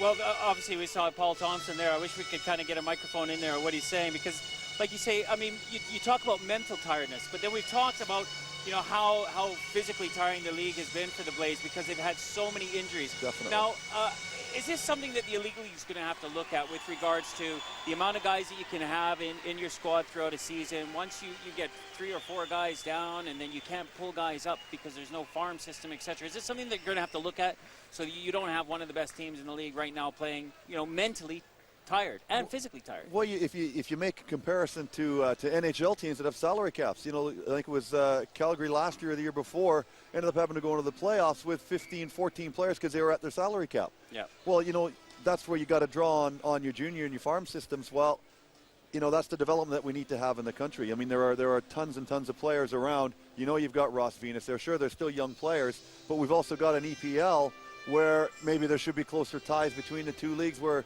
you can say they could be a development league, not just a standalone league. But, players want to play, and, you've got to get players that can bring you can pick the slack up. And unfortunately, when you go down to 12 guys, it is a nightmare when teams have 17. Okay. Well, we saw Paul Thompson there in the change room, but just before he headed in there, he managed to catch up with Anna, and here's Anna and Paul. Paul, you're 3-1 down the first period. What are your thoughts? Well, we started well. We got a power play goal. I thought the first 5-6 minutes we had the initiative, and We gave up a 2-on-1 and another bad change, and you know that's been the story of our season. We're making wrong decisions against the teams that capitalise on you when you do that. And you know we're not out of the game. We've got a power play now. We need to get one back at the start of the second period and make it a 3-2 hockey game and see where we go from there. You've been letting a lot of 2-on-1 breaks tonight. Do you think that's been one of your weaknesses? Well, you know, we're trying to be a little bit more aggressive up ice than we normally are, and we're going to have our D pinching down the wall. But all week we've been practicing our high forward has to cover for the defenseman if you're going to pinch down the wall. And again, we mentally switch off. And when you mentally switch off, Cardiff Devils are where they are in the league because they capitalise on teams that switch off. And we've switched off 2 times tonight. Now, we heard earlier that Greg Chambers has been suffering with a groin injury. We haven't seen him out on the ice much so far. No, it looks like his night's finished tonight. And little concern over Jaeger as well. So, but I got to get back in there and I got to regroup us. We got 40 minutes to play. Brilliant. Thanks, Paul. And we've got the dulcet tones of Julian Smith with the saxophone behind us, a former Britain's Got Talent contestant. There he is, just, you know, hey, we're at a hockey game and listening to a great saxophonist, and that's kind of an oxymoron, you know, relaxed. Relaxed and calm. No, I mean, you've got to learn to play relaxed and not grip the stick so much and take your chances, but this is getting carried away. Bring back ACDC. Definitely, yeah. Okay, well, we can have a look at how the Coventry Blaze started the scoring here through a power play marker. Good movement from up. You talked about how Farmer can move the puck nicely, and he's got nice hands, and then it goes to Jonathan Weaver. Who finds Fulgrim, and that's great, you know. Yeah, I mean, you look at the way that the play developed over the whole part of that part of the power play, and you know it was a good soft touch hands, quick one-touch timing passes. You don't give the defense an opportunity to set up and counteract that when you touch it that quick, and all of a sudden it's in back of your net, and that's exactly what it was. Quick, bang, bang, bang, and it's in your net. You talked about maybe the corners here in this rink and playing tough on the walls, and that broke down with Coventry Blaze when they gave up the first goal, which was the 2-on-1. Hill and Finnerty taking the puck off the far wall, and I think it was Robinson who got caught behind. So again, maybe a breakdown with the Blaze and their defensive matchups. It was, Jason dumped the puck in, ended up coming down, making a play with Voth in the corner, and then never getting back set on the point. And then here he goes. He got a guy behind him, and the offside winger's not there, and down they go the other way, 2-on-1. Nice easy pass. Matty might have put his stick in a bit of a different position there. He could have helped his goalie out a little bit by leaving that right here. He moves his stick to the corner, thinking the shot. Was Robinson thinking too much about Foth? Was that on his mind? Possibly, yeah. But here's the play there. Matty Soderstrom moves his stick, and Infinity makes the pass. You know that's this great heads-up puck movement by a guy that does have a good head on his shoulders. He said that Finnerty was going to be one to watch, and on 2-on-1, that's the easy play to make, isn't it? It is. I mean, you want your goalie to take the shooter, 10 times out of 10. So you got to give up. You got to give that up. But again, it's a tight rink, and I said it to you before, on and on. It doesn't seem like a full-size rink when you're out there. Things happen really, really quick. If you get caught, the play's behind you, and it's going the other way at breakneck speed. And Ron, there's small plays that you have to win. You have got to win the small battles. And on the second goal for the Cardiff Devils, it comes off of a draw to a guy who you don't want to have on a puck. And we've talked about a couple of knuckleballs, but Weller got all of this. Oh, I mean, again, you lose the draw clean like this. It comes back one stride. It's off his back foot, but if you watch from behind behind the net angle on this thing, the puck is rolling. It's going every which way, and it almost looks like it curves around him here. You see a little bit of a drop and a curve. The goalie's in position, but I'll tell you, you don't want to see one of those coming at you. Look at that. No, look, where's it going? Knuckleball. Yeah. Ask a pitcher what kind of pitch they want to throw to some batters and hitters, and that's a nice one to throw at somebody. And Jonathan Weaver, who's been a stalwart for the Blaze throughout the years, and throughout the, he made a defensive error on the blue line for Cardiff to score their third, going to Brad Voth, who's not a prolific scorer. He's got hands made out of something. I don't know if they're soft, but little wrist shot and beats Jaeger. Yeah, I mean, if you look at where the D are here, it's just a quick pass up, a touch. Jonathan gets stuck on the blue line. His partner's flat as well. If you're moving up, you've got to move in tandem to cover that. And unfortunately, you're not quick enough to cover that. And Brad, you know, give him a quick look. Another rolling puck banging us in the back of the net. A rolling puck on end. Again, netminder, what do? Where's the thing going to go, the release? And, you know, you just got to get it on target. Do you think that that Jonathan Weaver, you know, he seemed to be sluggish on the blue line there? Do you think that he's come back from his injury, from his knee surgery too soon? And no, I don't think so. I think it's one of those things where, you know, a puck in this end, it's a short neutral zone. It gets moved from blue line to blue line, a touch pass in the middle of the ice. It happens very, very quick. D were spread out. Jonathan does his best. He's trying to protect the short side. Doesn't maybe see the middle guy driving through like it happened. His D partner doesn't help him out, doesn't react in the same. And, you know, again, one stride with Voth. I mean, come on, he's 6'11" here, this guy. He's huge. He takes one stride. He goes from blue line to the top of the circle with a wrist shot, and it's in the back of your net. Yep. Cameras are over there, buddy. Yeah, I know. You but just want to see that guy in the sex. No, I'm looking. I'm trying to do the way it is on the ice, and you know, you diagram it. It's hard to diagram it here. You can't see it, can you? Stevie Lyle-Lilly from Cardiff has been he's been playing quite exemplary. He had to deal with a knuckleball, but look at Chambers with this great pass in the middle. Soft hand, soft touch, and to be fair, he had to make two. I mean, it's coming right back out front for another chance. But look at that little soft touch, quick. But look where Lilly is in the net. He's there. He's ready. The rebound, he doesn't give up. He gives the rebound up. It goes to the side of the net. We've seen that with Jaeger. A couple of shots from the side. Puck is bouncing off him. Maybe the confidence isn't there, and it's banging right back in the middle of the ice. It makes it difficult for your defense to clear them when you're getting them that right back in your face. Chambers with that little soft pass away. I mean, soft that's what he's got to do that. Like, you know, I think we saw him. He's either hurt or he's benched. There. Well, I think Tomo said, you know, it's his day is done, sort of thing, and it is. It seems to be an injury problem. He has the soft hands, but you still got to get into position, and if you can't get there to make the right plays, then it's always tough. Okay, well, the Coventry Blaze like to make sure that their fans get to hear what's going on within the Blaze organization and the Elite League, and they had their second fan forums this week, and Chris Ellis went along to see what happened. The fans gathered at the Sky Dome ready for a spectacle. This time, though, there was no game to watch. There was discussions about refereeing decisions and the way the league was run. It was the Coventry Blaze version of the Elite League Fans Forum. Referees and linesmen were there to talk about those decisions made by the refs.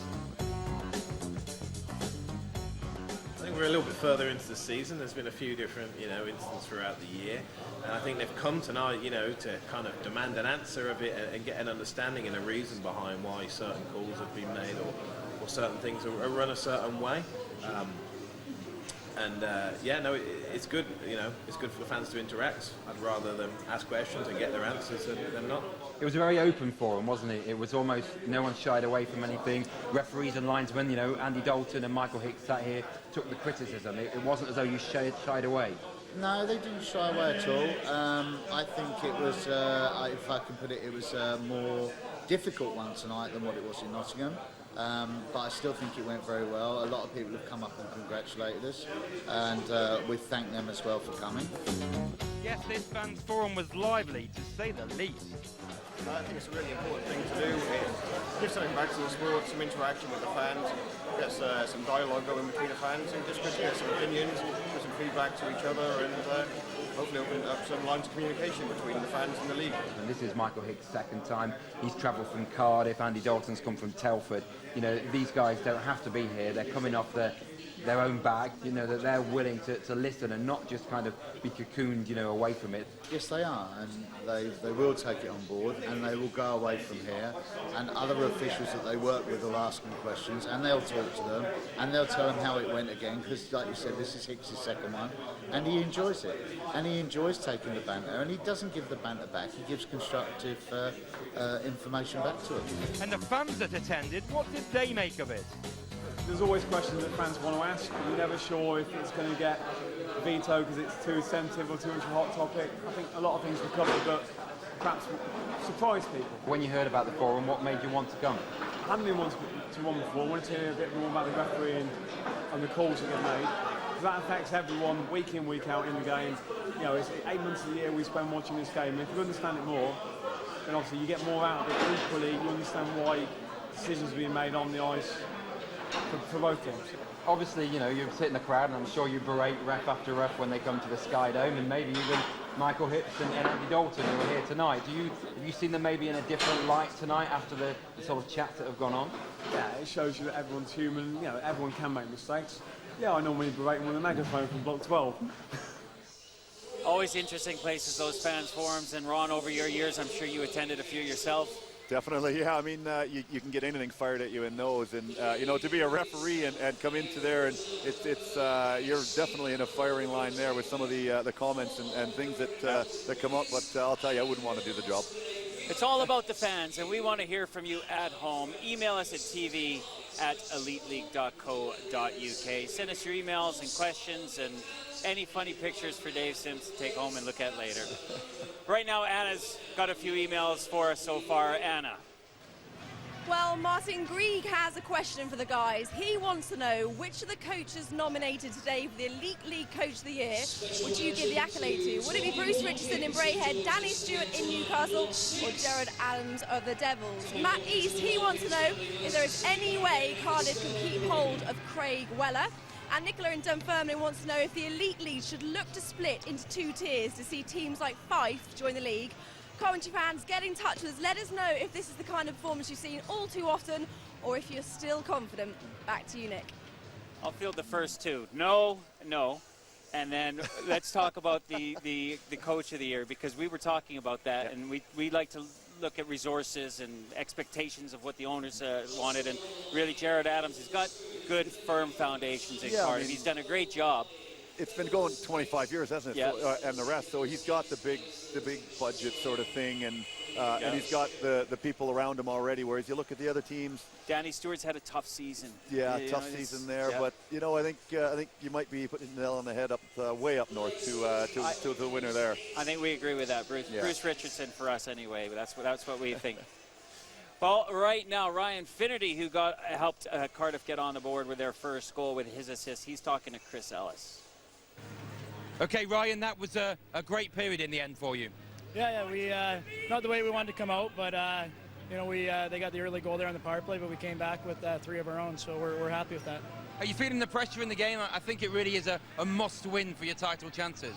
Yeah, we're trying not to think like that, but we're just trying to put 20 periods at a time and get back to the way we were playing early on. How are you coping? Because it's been a bad run with injuries. The Smiths are out, aren't they? The 2 of them, the 2 brothers. How are you coping on the bench to kind of step up the play? Oh, our D are doing a great job. We've been playing 4D for a while now, and you know, they've been doing an outstanding job. So I think just trying to jump on pucks, slow the game down as much as we can, and you know, give them as much of a breather as we can possibly do. But a pretty happy dressing room. I gather you just come out from a meeting. Was it very positive? Yeah. We're a third of the way done, you know, in a good first 20 minutes, and we got to do the same in the next 20. Okay, Ryan, thanks very much. Thank you. Just asking Ron if you played with Finnerty, No, but you I haven't. No, you played against him a few times. Played against him, yeah. What kind of player is he? Like, because I mean, I've just enjoy watching this guy. He's not the most talented, but he's one of the hardest working. He's entertaining, and I mean, he's just he wears his heart on his sleeve. Yeah, I mean, we said coming into here, it's the guys that work the walls, can control the puck. You saw it, you know, he shields the puck well, makes the play, and does the little things. You know, if you can grind out the win here, you'll be successul. What can we expect of the second period here, Ron? Second period, Coventry, they've got to come out. They've got to control the puck more. I think they let Cardiff be the puck controlling team. They worked hard in their own end. Tomo said they had the first 6 minutes without. I wouldn't have gone that far. The power play set Cardiff back, but once Cardiff started rolling, they started playing with the puck, started moving the puck, and started creating and opening up chances for themselves. All right, Ron. All right, folks, it's time for the second period, and it's time to head upstairs to Brent Pope and Dave Sims. Thanks very much, Nick. And Brent, you and I have been talking in the period break, and that was as dominant a first period as we've seen Cardiff play in a long time. Certainly was. They were very comfortable. Once they got through that first initial spell, they conceded the first power play goal, which was a very well-executed play from the Coventry Blaze. But after that, really, Cardiff were very comfortable. And there's Craig Weller, who scored the second one. And they really started to rise, and the cream was starting to rise to the top. And Cardiff are well in control of this game. Might not be their first line, but the line that created the chances, scored the goals, and led in the intensity was that line of Voth and Hill and my old mucker, Ryan Finnerty in the middle. They were outstanding, weren't they? Well, we thought Finnerty would be strong, and Voth always is, but Hill, recently for the Cardiff Devils, has had a resurgence in his season, and he had a great first period. But it's the big guns out. Pele, Matska, Weller. Wouldn't want to face them, would you? Well, the Coventry Blaze are 10 seconds into this second period. So important the Coventry Blaze score next. Brent doesn't think that. He wants Cardiff to win, but... Well, it would be for a good game here tonight. It would. And, you know, Cardiff, though, have got a chance to do something here and still compete for this league, so you want to see a team still have that opportunity. And, of course, 3 games in 3 nights for the Cardiff Devils. What a great play, Carlson! Oh, he went through the crease. It looked like he was harder to miss. Weaver takes a shot. Rebound. We'll take a look at that again in a moment. Farmer, still power play time. Weaver rips one. Chance out in front. Second bite of the cherry. Nets off its moorings. Andy Carlson blows his whistle. Dan Carlson looked like he brought a goal back then. Oh, it was an incredible play. Carlson went between his legs and went across the goal mouth, and you see him looking up to the heavens. Can hardly believe he got no luck from the hockey gods on that one. But he's right here in front. This is a play made out and a shot coming from the blue line. Weaver, who has that shot pass technique. And there's Carlson trying to stuff away. And down is Stevie Lyle. And he's able to find the puck, come right back to him like a magnet. But this is a good shot. This here is the one, isn't it? And this is the play here by Carlson. It came bang, bang off the end boards. And that was the one we're talking about here. Watch Carlson just gets pushed, and he thought he'd scored. And a little bit of luck there for the Devils. Well, Craig Weller has a 2-minute minor penalty for displacing the goal, called by referee Andy Carlson. There was that chance again for Carlson. He did well to actually get any kind of chance away, didn't he? But power play time, 5-on-3, but short-handed. The Devils came McRae. 5-on-3, joining us for the first time. 5 Blaze, 3 Devils. Here's Fulgham. Great play. Fulgham gets the shot. Niall denies. The Cardiff Devils try and clear. Back to Weaver. Weaver lines up. One-timer maybe from Fulgham. 35 seconds on the 5-on-3. They'll swap. Weaver sends it down low to Chambers. Chambers is back out on the ice. Chambers again. Can he weave some magic? Can he show us some brilliance? Chambers, who can feather a pass. Still Chambers off the crossbar. Owen right out in front. Chambers again. Weaver's free. Ramos, Weaver, and somehow Lyle just got something to it. My goodness, Greg Chambers comes out after we thought he was done for the game. He was a maestro on this puck here. Actually shot it off of Lyle's glove. We'll watch this play here. Watch Chambers just settle things down.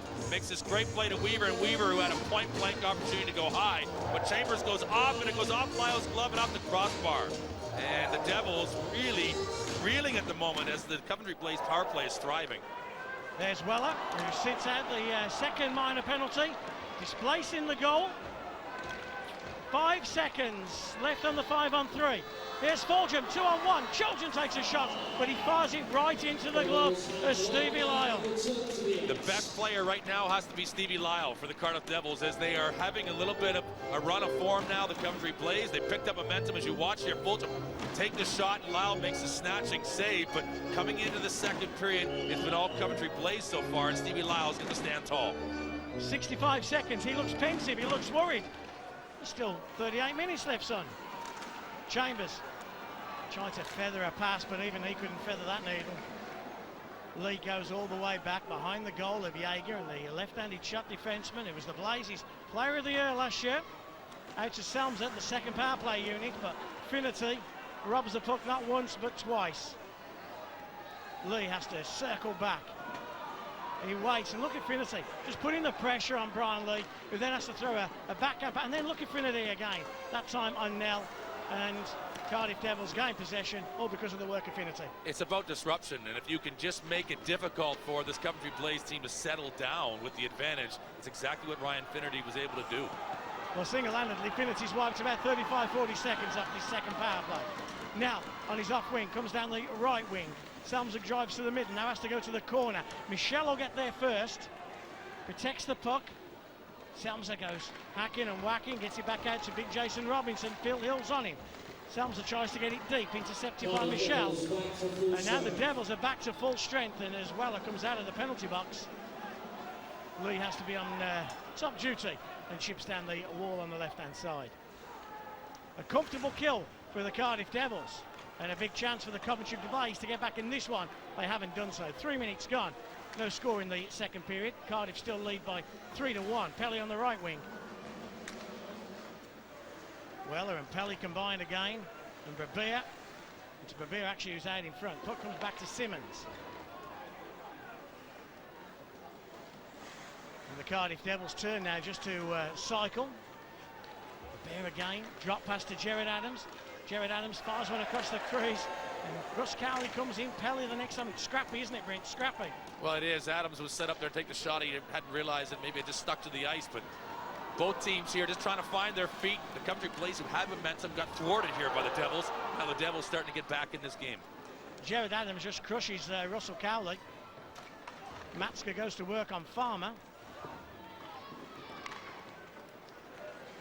As we hit the 4-minute stage of this second period. Hill chips out, only as far as Fulgham.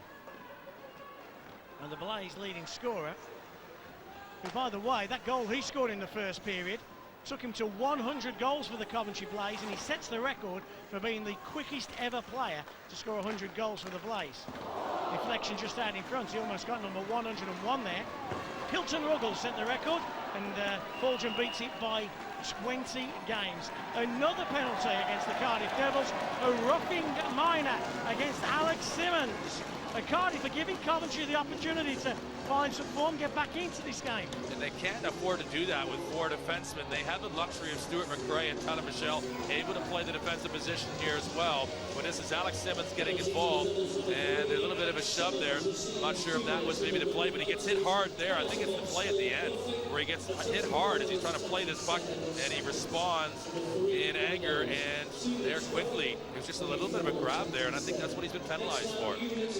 People at home are going to understand that when you've only got 4D to start up with, when one of them goes and sits out, it puts tremendous pressure on the other 3. You gotta remember, Cardiff have got 3 games in 3 nights, and they got 4 defensemen in which to play with defensively. They cannot afford to get into these situations where they put this extra tax on their bodies.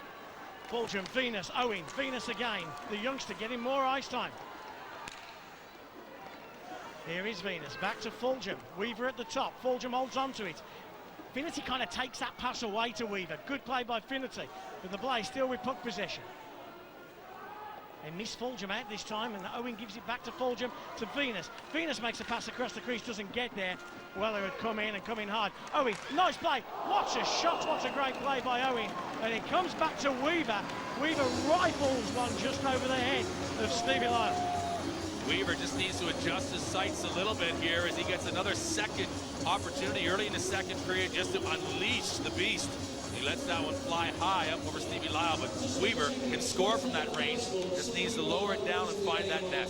The one thing I notice watching Jonathan Weaver a lot is normally his shots might not be the hardest in the league, but normally he makes the goalie do some work, doesn't he? He finds the target. If he doesn't find one of his own teammates' sticks, he makes him make a save, and then the goalie's got to recover to make the next one. Weaver with his drop pass to Farmer, but Weaver's caught out of position a little bit, and Farmer will have to sit back into that position. He does. Farmer throws one at the net. Was there a rebound out in front? Nobody knows where the puck is. Owen was the first to react to it. Puck goes into the corner, and Michelle gets there first in a battle. Coventry with Carlson. Tyler Michelle using the body on Greg Owen. Fulgham. Man at the back door is Farmer. Farmer back out to Fulgham. Fulgham white shoots just over the glove side of Stevie Lyle. Back to Jonathan Weaver. Weaver sends it down low to Dan Carlson. Man out in front was Owen, and the pass there from Carlson just splits his D. Great defensive shift from Tyler Michelle, who drops back to defense there. He goes down and makes the Coventry Blaze go high, but Stevie Lyle here with a quick save. But how many redirections are happening in front of that Cardiff Devils goal at the moment? Cardiff Blaze with those active sticks are really putting pressure on that man. How hard must it be for him? He's got so much going on in chances. This is the chance that Weaver had. And that one there almost looks as though it goes off the crossbar there on reflection, because that shot, as it comes in and Jonathan Weaver steps in, has got so much force. What an outstanding shot. Another chance from Weaver. Just goes past the stick side of Stevie Lyle. It's the Stevie Lyle show at the moment. Here's Pelly. Pelly comes in, and Jaeger makes his probably first save of the second period at the 6-minute mark. But end-to-end stuff. But when Lyle's on form, he's such an imposing goalie, isn't he? Well, he can get the job done. I mean, Stevie Lyle has been doing it now for 15 years at top flight British ice hockey, and he's gone away and played internationally. And when he can play at his top game, I really think he's right up there with any of the best that we've seen here recently. 26 seconds remain on the power play for the Coventry Blaze, but the face-off is in the defensive zone of Paul Thompson's team. Cruikshank. I saw Brad Cruikshank this morning, Brent, and he had no sleep and he'd been ill for 2 days, but he said, I'm going to play tonight, so he's giving it an effort. And another penalty coming in on the Cardiff Devils. It's going to be Ryan Finnerty. Finnerty for hooking. This time it's a forward, but it's more pressure on the Cardiff Devils, and Finnerty doesn't agree with it. Mind you, Finnerty never agrees with it, does he? I wouldn't on this one. He's skating back with his man, his Cowley, that he's trying to pursue, and he gets that stick in just a little too much in Cowley because he loses his footing. It makes it even more obvious for the referee to make the call. And you see it there, Finnerty aggressive, and because there's so much distance between Finnerty and Cowley in that play, that space is obvious, and quickly we see the official call the penalty against Finnerty. Poker was 6 minutes into the second period, and this is the third power play of the second period to the Blaze. Weaver, chance out in front again. Coventry, if they're going to get back in this game, have got to get back in it quickly. They certainly do. The Devils are looking good on the penalty kill, but they can only do it for so long. Jared Adams' team have sent out invitations to the Coventry Blaze to get back in this one. Good Carlson, but no. Lyle this time just moves his body, gets his body in the way, makes a save with the shoulder. Weaver, who's had so much ice time on the power play, they get it back to Owen, but Fulgham. Carlson, Fulgham, Owen to his left, comes to Greg Owen. Greg Owen headmans the puck and gets slashed out of his hands by Weller. And Weller comes, everything Weller does is at 100%. Carlson swings it out to Farmer. Farmer, drop pass to, just drops the puck in deep to Fulgham, but Carlson had to go and get it. And again, Weller has it taken off him this time by Carlson. And all happening a little bit too quick for Robert Farmer. Coventry Blaze have had these good chances and real sustained pressure on top of Stevie Lau, but they've let themselves down about 3 or 4 clearing passes, thinking someone was going to be there, and then they end up back in their own zone. They cut through the middle again, this time with Selmser. Cruikshank tries to get on it, but it's McRae who does a great job, look, with 3 Coventry Blaze players around him, and McRae then robs the puck off Cowley. Finnerty a couple of minutes ago, now it's Stuart McRae who's doing a single-handed job of killing a penalty. It's still Stuart McRae. That is phenomenal. Back to Michelle. Michelle short-handed. Weaver dives in front of the loose puck. Nell comes on his off wing down the right-hand side. 3-on-3. Back to Brad Cruikshank. Cruikshank, though, somebody's going to go to the net. They don't do so. Cowley, Selmser. Back to Cowley, maybe. Selmser holds on to it. Gives it to Cruikshank. Cruikshank. One-timer from Brian Lee, and again, Lyle makes a save. Jared Adams clears his zone. No, he doesn't clear it. Lee keeps it in. Now Lyle. Stephen Lyle then playing left. Easy. Jared Adams back down to Rabea, and the Cardiff Devils are back to full strength. 3 penalties, very well killed. Now they've got to stay 5-on-5.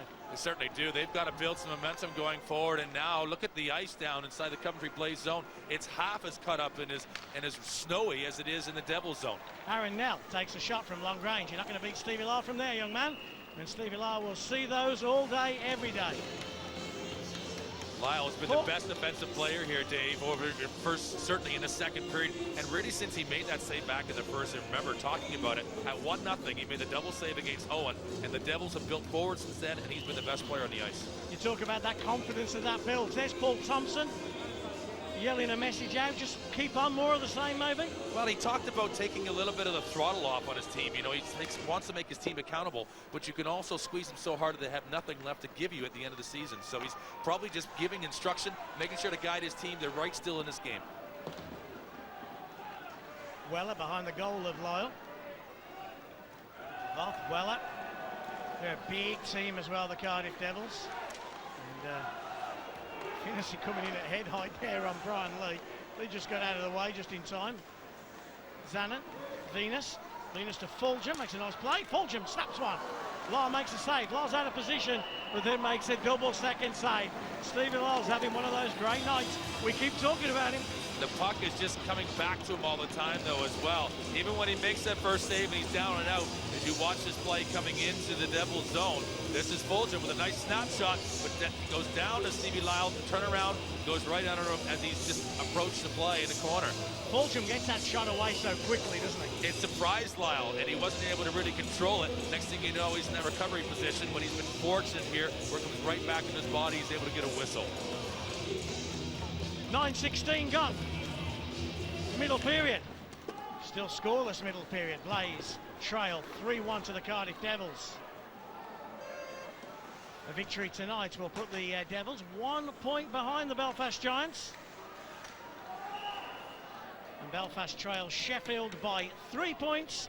And the Belfast Giants and the Sheffield Steelers play twice in the next 5 days. Exactly that, and it's going to be how these teams, when they play against each other, not necessarily the team they're chasing, but the Cardiff Devils, it's been a kind of like a 3-horse race here in the last month, but I wouldn't want to bet on anybody who's going to win this league at the moment. But the Devils, at the right time, may have just got their second win again. I said to Jared Adams, what do you want to happen between Sheffield and Belfast? He said split. Exactly. No 3-point games. Exactly, and that's one of the things about these 3-point games, the opportunity to get a point, even though you lose in overtime. It just gives everybody that chance to bridge that gap, even if you don't get the ultimate win. Tight, exciting times in the Elite Ice Hockey League. If you are in Belfast, I would suggest that you head over to the Odyssey Arena tomorrow. Belfast versus the Sheffield Steelers. Coventry, as I say, here at the Sky Dome at home tonight, Friday, also at home on Saturday against the Hull Stingrays. Halfway through this middle period, which means halfway through the game. And the Cardiff Devils trying to shut down the Coventry Blaze. Rabea in a corner with Soderstrom looking for Matsker, who was out in front. Nell was half-hearted there, doesn't clear the zone, and I think if you look at somebody like Weller, wait for this breakaway pass, and Simmons is going to get his third penalty of the night, and I think it's going to be a little hook on Dan Carlson. Just before we talk about that, I talked about Weller. Everything he does, whether it's a 3-foot pass or a dump, he's done at 100%. Young Aaron Nell there, half-hearted on the boards, doesn't clear it. It's just weak and willing. The thing is, behind Weller's play, as we watch this play from Simmons as he takes down his man Carlson, is even if you don't execute and complete your pass, Weller does everything with the right intention. If you do it with the right intention, you're going to get rewarded with a return. If you're going through the motions, thinking that things and hope they might happen, they never do unless you make them happen. And Craig Weller, every single time he makes a play on the ice, does his best to make the play happen. Fourth power play of the second period. Fourth power play of the second period to the Coventry Blaze. And it's another defenseman, Simmons. Their heads to the penalty box. First out, Richardson and Weller on the penalty kill. And Weller, no messing, 200 feet. Probably the best player in the Elite League, but probably plays the game the most simple out of any player I've seen in the Elite League. I agree, and I think, you know, a big reason for it, as he mentioned at the beginning of the show, I still think Craig Weller has aspirations of playing in top-flight hockey in North America. Finity and Hill just battling. It's Finity's turn. Hill goes back to the bench. Quick, short shift. There's Carlson. The Duracell battery for the Coventry Blaze. Out to Owen. Carlson wants it back, gets it back. Fulgham just in front. Couldn't redirect past Lyle. Lyle just shut the door. You can't underestimate that save from Stevie Lyle. It's another huge save here that he just keeps putting in the wall here tonight. Just incredible in the second period. Well, there was no way for Fulgham to go, was there? He just shut the door totally on him. It was such a short, tight play, and Fulgham did exactly what he needed to, but Lyle tracked it perfectly. How can the Coventry Blaze break through this Devils defence, and how can they break through Stevie Lyle? There's Jaeger at the other end. Jaeger hasn't seen too much action, but his team have been on the power play all this period. And they've done a good job, in fairness. You know, they've had their action on top of, as we're watching, we've singularly got a man right now that's just rising through this game, that's kept this game as it has 3-1. Carley, back to Nell. Carley again. Selmser behind the goal of Lyle. Selmser, back to Nell.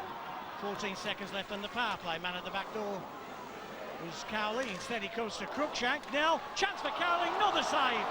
Stevie Lyle, outstanding again.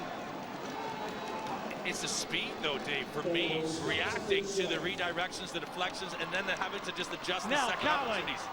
Cowley tries to get that backhand shot. Sorry, Brent, for interrupting. Cowley just had that chance. Here's Weller. Weller red line. Hammers down, and Jaeger makes a save. Chance out in front with Voth. Brad Voth chips down low, where it's picked up by Finnerty. Finnerty goes behind the goal of Jaeger. Lee forces him wide and forces him out. Richardson jumps in on the play. Just look at the way they're manhandling this line of Finnerty, Hill and Voth. Still Finnerty again. Voth just walks over Lee. All the way back down. And we're going to have an icing call with Richardson. That's unbelievable. I mean, and you got to be careful. You don't want to say it, but it's like men and boys out there at the moment. Okay, we're going to go down in between the benches. Chris Ellis is down there. What you got for us, Chris? Oh, Paul Thompson not very happy at all at the moment. He's been screaming at his players to get more pucks on net. He said that's not happening. And to make that team work harder, he wants the Cardiff defence to be worked harder with them being short bench. And he's just not seeing it, and he's furious, although he has had words of encouragement for Aaron Nell. Notably, he went over and had a good pep talk with him. One other line, Dave, the latest score in Nottingham, 12-0 to Nottingham over Edinburgh, and Neil Brack promised £100 per goal to charity, so it could be an expensive night for him. I'm sure Neil can afford it. Here's a chance for Beer, shoots one just wide, glove side. Second shot just wide, glove side. Third chance, Max. Fancy another go? Here he goes. Max shoots one, denied. Rebound, goal! Max couldn't do it the first time, couldn't do it the second, couldn't do it the third. John Pelly only needed one chance. John Pelly gets rewarded for all the work going on from the Cardiff Devils throughout the second period in their defensive zone. They get a number of cracks at it here, and I think it's the third one, 3 for $1. Bierbrier was persistent, and then Pele is in perfect position as he has been all year. As Bierbrier just waits, takes the man down, and makes Jaeger make the save, and he's way out of his goal, and Pele will pick it off from there. Poor old Max, eh? He had 3 bites, didn't he? It's unbelievable, and he just kept coming in opportunities, and then Pele just comes out as he's been perfectly positioned all year. You watch him react. He's just perfect timing. Like all good goal scorers, I remember watching a program once on Gary Lineker, and it was all about where he scored his goals from. He found space, he kind of just knew where to go, almost anticipated where the ball was going to be. People like Pele, it's exactly the same. They find space, create space, anticipate space. They certainly do, and it's one of the great things that Wayne Gretzky did as well. He used to sit as a child and track where the puck went when he's watching it on TV, and then went to those areas that had the deeper, darker ink spots on the actual sheet of paper he's tracking the puck, and he knew that's where the puck was going to most likely end up in the game, and he gravitated those areas, and John Pele just has an uncanny knack to know where to be at the right time. Jared Adams hammers down behind the goal of Jaeger. 4-1. 44 minutes gone here at the Sky Dome. It's gone a little bit of quiet. They've put them banging sticks down, haven't they? Here at the Sky Dome, that we're... there's blood coming from our ears at the beginning of this game. Hey, talking of the penalty coming in, talking of great goal scorers. Best goal scorer you've ever played with? Well, I think the played against, probably. I mean, here I always go on about Eddie Courtney as we watch Soderstrom now going across the box there, and the Devils will be on the power play. Ed Courtney was something else because he was willing to take chances and score from all sorts of angles. Guys who score goals are the ones who shoot the most. As we look again here, Soderstrom wrapping up and takes Michelle down, who is the Energizer Bunny for the Devils. But Courtney, as far as in my time, Mike Ricci and Junior was pretty great as well. Wasn't bad, was he? Pele down to McRae. Sorry, to Matska. Pele again in the corner. Well, he's just damn right greedy. He's got over 50 already this year. Lee tries to manhandle him, but other teams have tried that, and Pele just rides it. Pele goes into the dirty area again. And for a small man, he's not bothered about going into that dirty space, is he? No, he's not. I wouldn't call him rugged. He's very slight, but he's not afraid to have to take that extra step to get in a good area. There's Fulgham looking for 101, but Lyle, look how far Lyle is, and there's the sign of a good goalie who's got the confidence. He was 12 foot out then. But his defense are collapsing so well around Stevie Lau that gives him the confidence to be aggressive. Pele again gets it in deep. Revere goes there to get there, and Lee takes him out of the play. Matska joins them, and this line of Revere and Matska and Pele. Michel jumps back onto the blue line here on the power play. Pele again comes in close. Look at Matska working on Zano off the puck. So much of this game on the puck, so much of it off the puck, and Matska doing a good job there. Look at Lee just trying to club the Cardiff Devils forward. Here's Berbere, goes behind the goal. Cardiff dictating this game right now, playing it at their pace.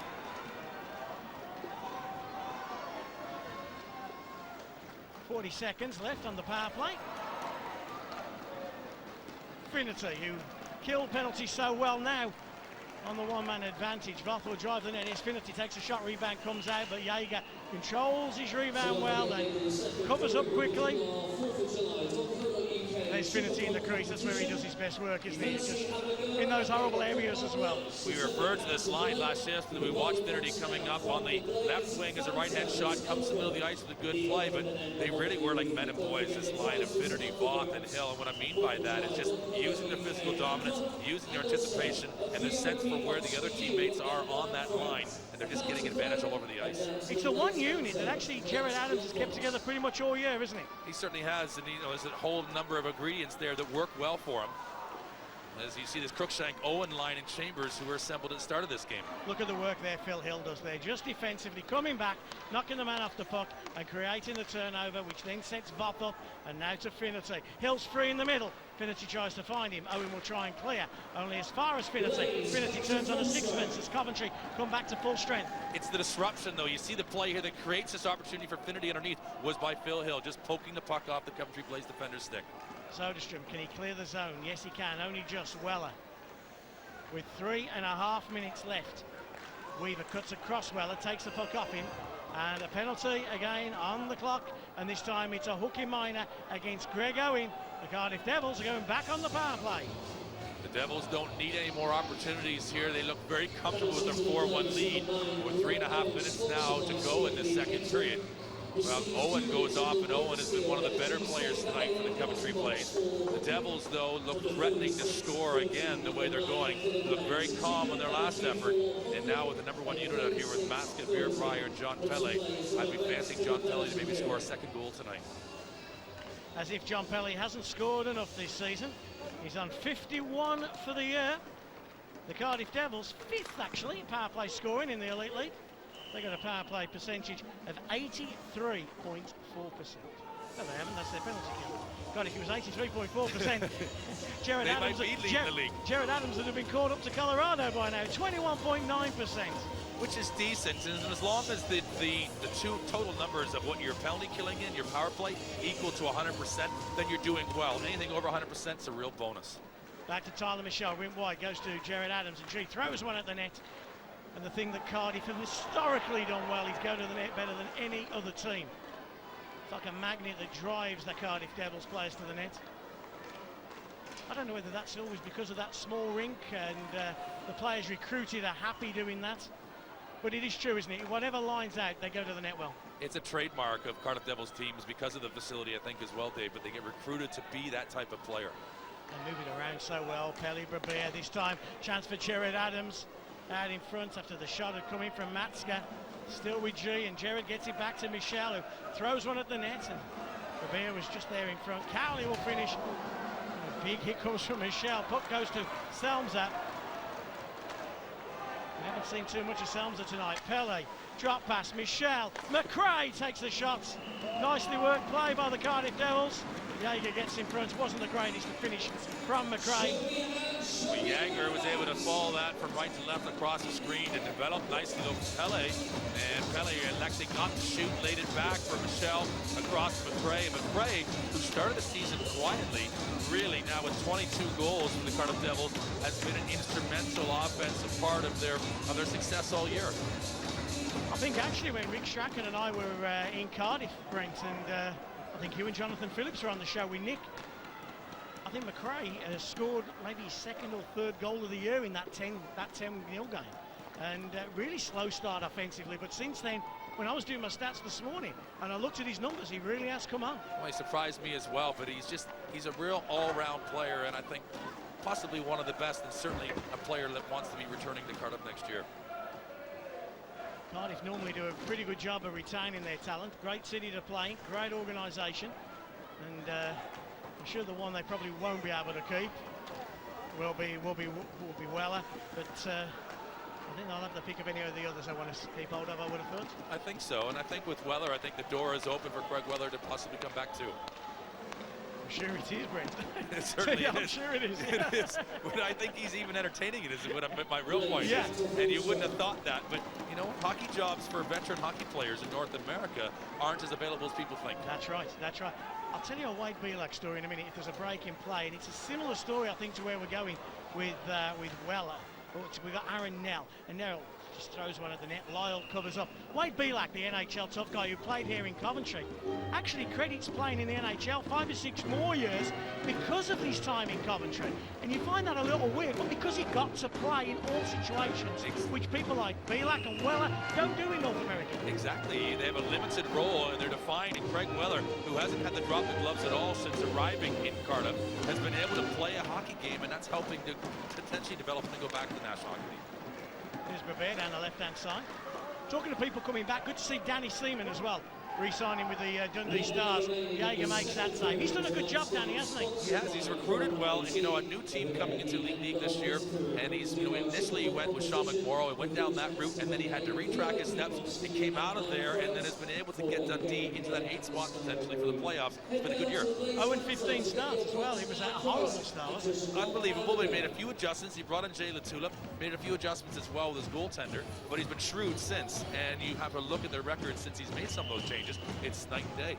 Don't forget, you can email us, tv@eliteleague.co.uk. One of the emails that came in to Anna was about the coach of the year. I think Danny Stewart, remarkable job in Newcastle. He's taken 9 or 10 bodies through the year, and he's beaten the big teams. He's done a great job. I think everybody knew that they had to start looking at jobs potentially elsewhere because of the financial situation in Newcastle, and Danny Stewart's been able to keep the core of his team, continuing to drive and compete for that 8th playoff spot. I'll tell you what, you know, Danny Stewart was offered a couple of jobs to leave Newcastle as well as a player, and he didn't. He stayed loyal to that organisation when a lot of other people would have bailed out, and Danny Stewart deserves a damn lot of credit, I think, for doing that. Of course you do. You got your back to the wall, but when you are a coach and you decide that you're going to recruit and lead and take that commitment across that line as well, he still plays and he handles both those responsibilities. The player-coach role is such a challenge, and anybody who does it well has got to be recognized. He's still a grumpy, miserable old man, though, isn't he? But he plays with passion, you know, and he leads from the front. He's like Bruce Richardson as well, like Jared Adams. They're all of the same ilk. They are determined, passionate players who have to play an aggressive, gritty game. He'll be throwing his popcorn at the television as we speak. Well, Danny Stewart, he could have done it better. He could have made a play better than Finnerty, made a hit better than Weller. Great guy, Danny Stewart. A credit to Newcastle. And we'll have to wait and see what happens with Newcastle next year. But Danny Stewart, let's hope he finds suitable employment back over here. He's been a credit this year. Here's Cowley. Oh, and he tried to find Farmer. And with just over 20 seconds remaining, all the way back he comes. Icing will be called as Brian Lee touches the puck.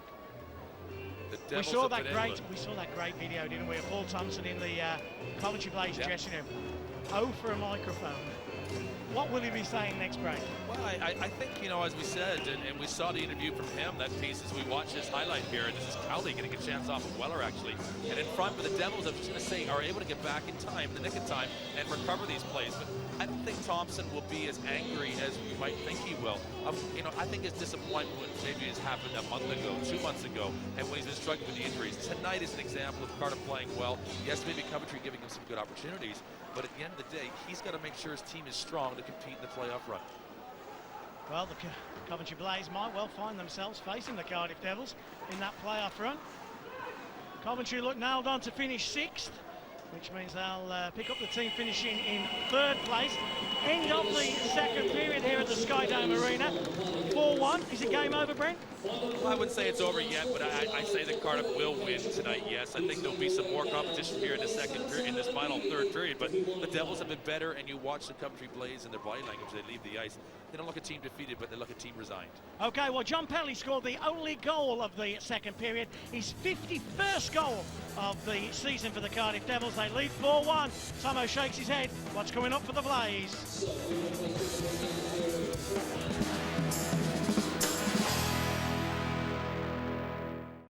Back to the Coventry Skydome. The Blaze mascot sitting there. Just a little bit of intermission entertainment. People were throwing pucks at him earlier on, and Ron, you remember those days, eh? People throwing pucks at you? You know, I don't know if they were throwing pucks, but they were throwing some keys and maybe a few other things. Yeah, some coins. Well, the Coventry Blaze had a chance to get back in this game with 4 power play opportunities. The Cardiff Devils got a couple on their own, but they managed to score on theirs. They lead 4-1 heading into the third period, and we can have a look at some of these chances, Ron, and you know, we don't use the word deserve quite a bit or a lot, but they did deserve to get a goal, didn't they? They had enough chances. They had more than enough chances. You saw one there just go by the post here. All Jonathan Weaver has to do is hit the net. You know, you got Stevie Lyle turning the head. Just don't hit me in the head with it. You know, look at that one. He throws it off his own crossbar. There'll be another situation here where Weaves gets another one right down the middle. Here it is, goes another crossbar. I mean, if bad luck was... That's the one that cost our company a new camera. Here we go, watch this. Yeah. Ding. Ding, ding, yeah, well... There you go, boys in the truck. Again, you know, an inch lower and it's not your camera, it's in the back of the net. You know, Stevie Lyle, you know, was fortunate. Here's another one, back out front, another great save. You know, we're talking inches here is what's being missed on the goals, and you know, that is just bad luck. And you know, you can talk about bad luck, or you know, Stevie Lyle standing on his head and bad, you know, Jonathan Weaver off the crossbar, but it's mentally, again, we talk about the state that the Blaze are in, then it's almost like, what can we're not going to be able to buy a goal here, and then they're deflated. What can we do next? I think they've got to you know, dial down the power on a lot of these things. You say it with a lot of the young kids when you see them, they go out there and they try and rip it through the net and they end up missing the net by 10 feet each way. It's like, dial it down a little bit, pick your spots and try and hit those spots. And you know, again, Weaves, he had 2 spots and it just overpowered it. Yep. Whereas you look at Weller off the face-off, you know, he takes a little bit off of a knuckle puck and it goes in the net. He didn't try to kill it. It's still a laser, but, you know, he hits the net with it. You got to hit the net to score.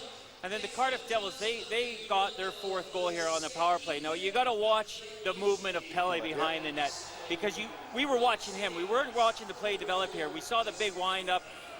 But Pele, he just knows where to be. Yeah, I mean, and you know, the guys that settled upstairs, he just seems to be in the right spot at the right time. He just floats around. But if you look again where Jaeger is, you know, he's way aggressive on the play here. I mean, you know, if he's a foot farther back, he may have got a piece of that one going in the open net. But we're talking about Lilly being aggressive down at the other end, but they were saying that, you know, the guys were collapsing around him to support him on the rebounds. Exactly. You look at the situation here. It's power play. Look where he is. He's almost still sliding out to the shot as the puck and the rebound go right to a guy on the side of the net. Your defense are out instead of back, wide open net. And there were 3 guys sliding around on the ice for the Blaze there, and that really just is it's desperation, isn't it? It is. I mean, anytime you go down to block a shot, somebody just has to pull the stick down and do a little drag around you, and it's in the back of your net. And a guy like Berbier as well at the top there, he's smart enough to say, you know, you guys, you know, you're playing desperate, you're going to block shots, so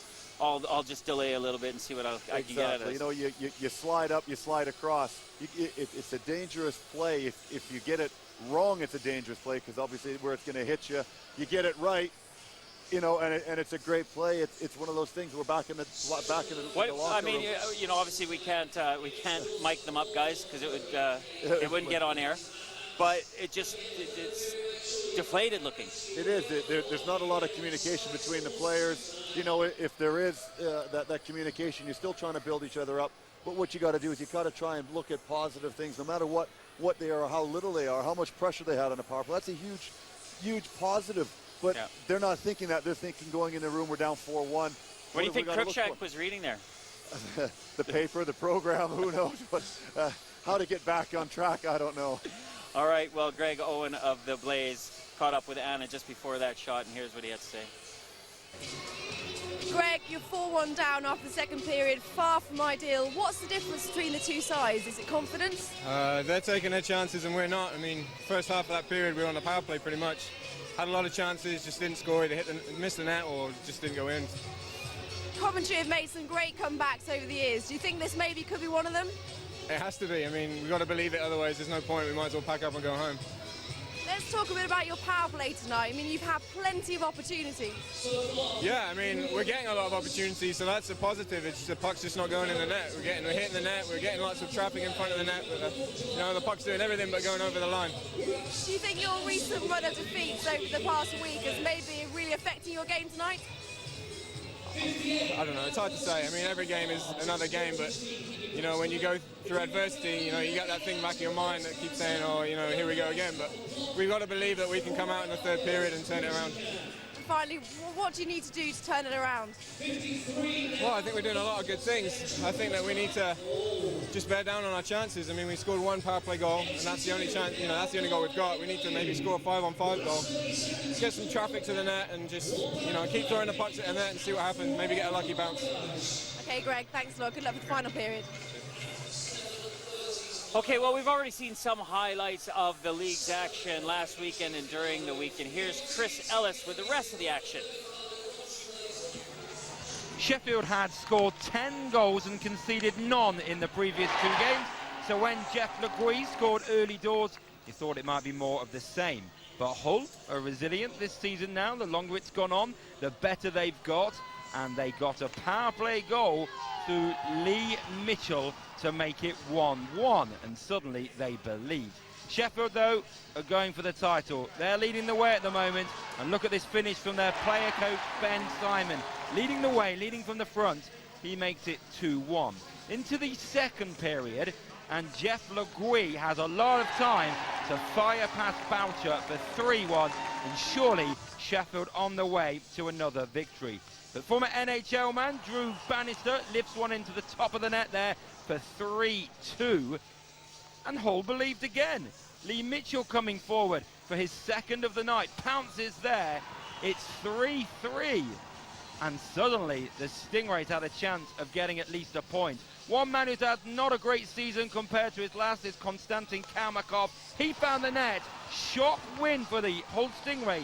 Sheffield 3, Hull 4. Could Hull do so well against the Belfast Giants? Well, it was the Giants who had the best start. Josh Pruden stabbing home right on the doorstep for 1-0. And then in the second period, Brandon Benedict, again a man on the doorstep, finding the way through for 2-0. But Hull came back, and the rebound suddenly came out again. Kalmakov with a goal to make it 2-1. And the Stingrays were back in this game.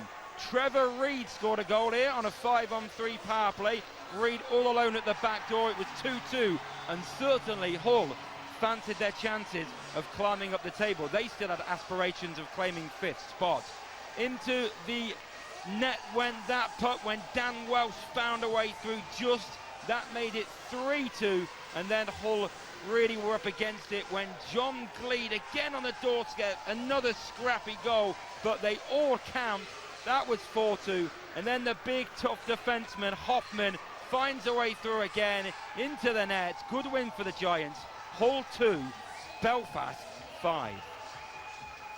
Been a tough spell for the Hull Stingrays. They've had some big games with some sides at the top of the table, and they were up against it. They were injury hit, so were Cardiff. They were without all the Smiths, but Max Beerbreyer found the net for the first goal of the night at 9:48. Then a magical moment for John Pelly. Congratulations to him. Goal number 50 of the season. What a great achievement, and he joins a small band of players that have scored 50 goals in one season. 2-0 became 3-0 when Scott Matska found a way through into the net. 3-0 game, and all over the Stingrays were the Devils. Both sides, as I say, depleted. It was suddenly 4 when Tyler Michelle, he's been banned recently, back on the ice though for this one. He made it 4. Then Max Beerbreyer hadn't scored for 10 games, but got his second of the night for a 5-goal game. Ryan Finnerty then got goal number 6, coming forward now into the net. Kalmakov got one back for Hull. Cardiff 6, Hull Stingrays 1. Busy few games for the Hull Stingrays, though they did get that scalp of the Sheffield Steelers, which means that the Cardiff Devils still have a chance at that title. And right now, Chris Ellis is talking to the Cardiff Devils bench coach, Neil Francis. Neil, pretty much a perfect road game, isn't this, for you guys? Yeah, it's nice that, especially with the amount of penalty kills that we've had, the guys are keeping their composure, and we play a lot better when we do that. You know, we've done all the smart little things, and like you say, it's a good way to win on the road. The word must-win game's been used a lot of times already today by myself for you guys. Do you feel that on the bench? Are they responding to that? Yeah, I mean, for us, we're just trying to keep going and win these last bunch of games, and you know, we are relying on other teams to drop points, but all we can do is control what we're in control of, and you know, it starts with tonight's game, so you know, that's what we're looking to do, and nothing further than that. Despite Coventry having a bad season, to come into this barn and be 4-1 up is great. Well, if there's one thing you can pinpoint is the best thing out of tonight so far, what is it? I think it's keeping it simple, really, and you know, with the talent that we got on our team, when we keep it nice and simple, then that comes into play then, and you know, guys take their chances. When we try and overcomplicate things, then you know, it doesn't go so well for us. So just keeping it nice and simple on the road, I'm happy with that. Neil, thank you. Thank you. Well, folks, it's just about time for the third period, and time for me now to throw up to the commentary team of Brent Pope. But first, Dave Sims. Take it away, Dave. Much. No saxophonist there for you at that no intermission. Saxophone, no Kenny G. No. I voted for that guy on Britain's Got Talent as well, Nick. That cost me about £6.50. There's Craig Weller. Britain's Got Talent, Cardiff's Got Talent, and Craig Weller is certainly leading the way for the Cardiff Devils. They got it easy, haven't they? Old Nick and Ron down there, eh? They're in the nice soft seats. They turn around. It's a great gondola seat down there. A new vantage point here at Coventry Arena. I had to have a little look myself before the game. I thought it was a nice place to watch it from. I was looking for you earlier up here. All of a sudden I looked down and there you were in the leather seats. Look for the shiny head, Dave. Here we go, folks. Andy Carlson, hand in the air. Third period. The announcer, John Dazelle, here in Coventry. He's about 5 feet from me, and he's trying to get the Coventry fans going. And Coventry need a great start to this third period to try and get back into this one. They certainly do. They were given all the opportunity in the second period. They did nothing with it, but this first 5 minutes is key. And they're up against the Finity line, but they come back with the Carlson line, and Carlson's in front, and Lyle makes another stop. This one fairly regulation. Two feisty little centres. Carlson, Finity. Carlson, when Calder was here, I always thought went unrecognised. Yep. And this year, you know, he's perhaps getting some of that credit that he should have had in years gone by. Well, Calder was, I think, twice a 50-goal scorer, so you give naturally that sort of attention focuses on Calder. They were known, obviously, as the AC/DC line, but Carlson, I think, in many ways, was the engine of this club and has been a spine for the last 5-6 seasons. I was in Guildford, had a very enjoyable night in Guildford, watching Guildford Slough in their EPL semi-final. Adam Calder playing for Slough, and all due respect, he shouldn't be playing for Slough, should he? He's a great player, he's a star in the Elite League level. Well, he certainly is, and that's what happens a little bit with the league and the way they're organized in the UK at the moment. There's some pretty attractive offering for players to play in the EPL. No work permits, of course, in that league, and that's the key, isn't it? So if you've got a stamp or a European passport, then bingo, your worth just rises, and Calder, of course, has got that stamp, and his worth is huge, and that's why Slough playing what they do. Well, and they're playing well at that level, and you know, one of the challenges, though, when you're only of 1 of 4 imports, you got to really carry the load. As you get longer in your career, putting up those offensive numbers become more difficult. That's like the old day, wasn't it? Yeah. When you had to play as 1 of 3, now playing as 1 of 4. The pressure is to be the best guy on the ice every night. And you have to be almost every shift as well when you're out there. Lee chips off the boards. Cruikshank, who we haven't seen a huge amount of. 2-on-1 chance. Matska's got Brabir to his right. Here he is, Big Max. Yeah, saved by Jaeger. Have a guess who's coming in on the back door. He's John Pelle. Matska back to Simmons, who takes a shot. Goes right down the throat of Brett Jaeger. Maybe see the dentist maybe after the career's done. One of the stalwarts. You look at the banners that raised here at the Skydome Arena. There's two great big lines of them, and Matthias Soderstrom's been here for them all.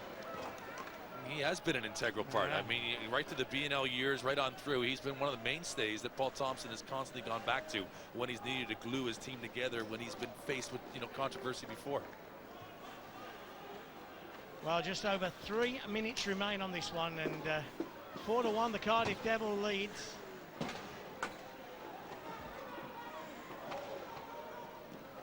battle in the corner with Brabir. Brabir gets it back. Odie to Weller on the red line. And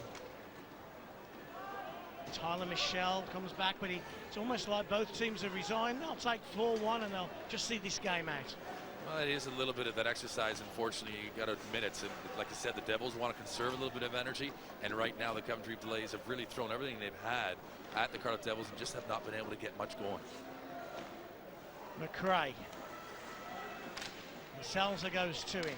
Michelle wants it. Michelle gets it. Michelle winds one up. It's Jason Robinson in the leg. Michelle gets it back into the corner for McRae. 40 seconds on the power play. Voth takes a shot, denied by Jaeger. Then a clash with Voth and Cowley.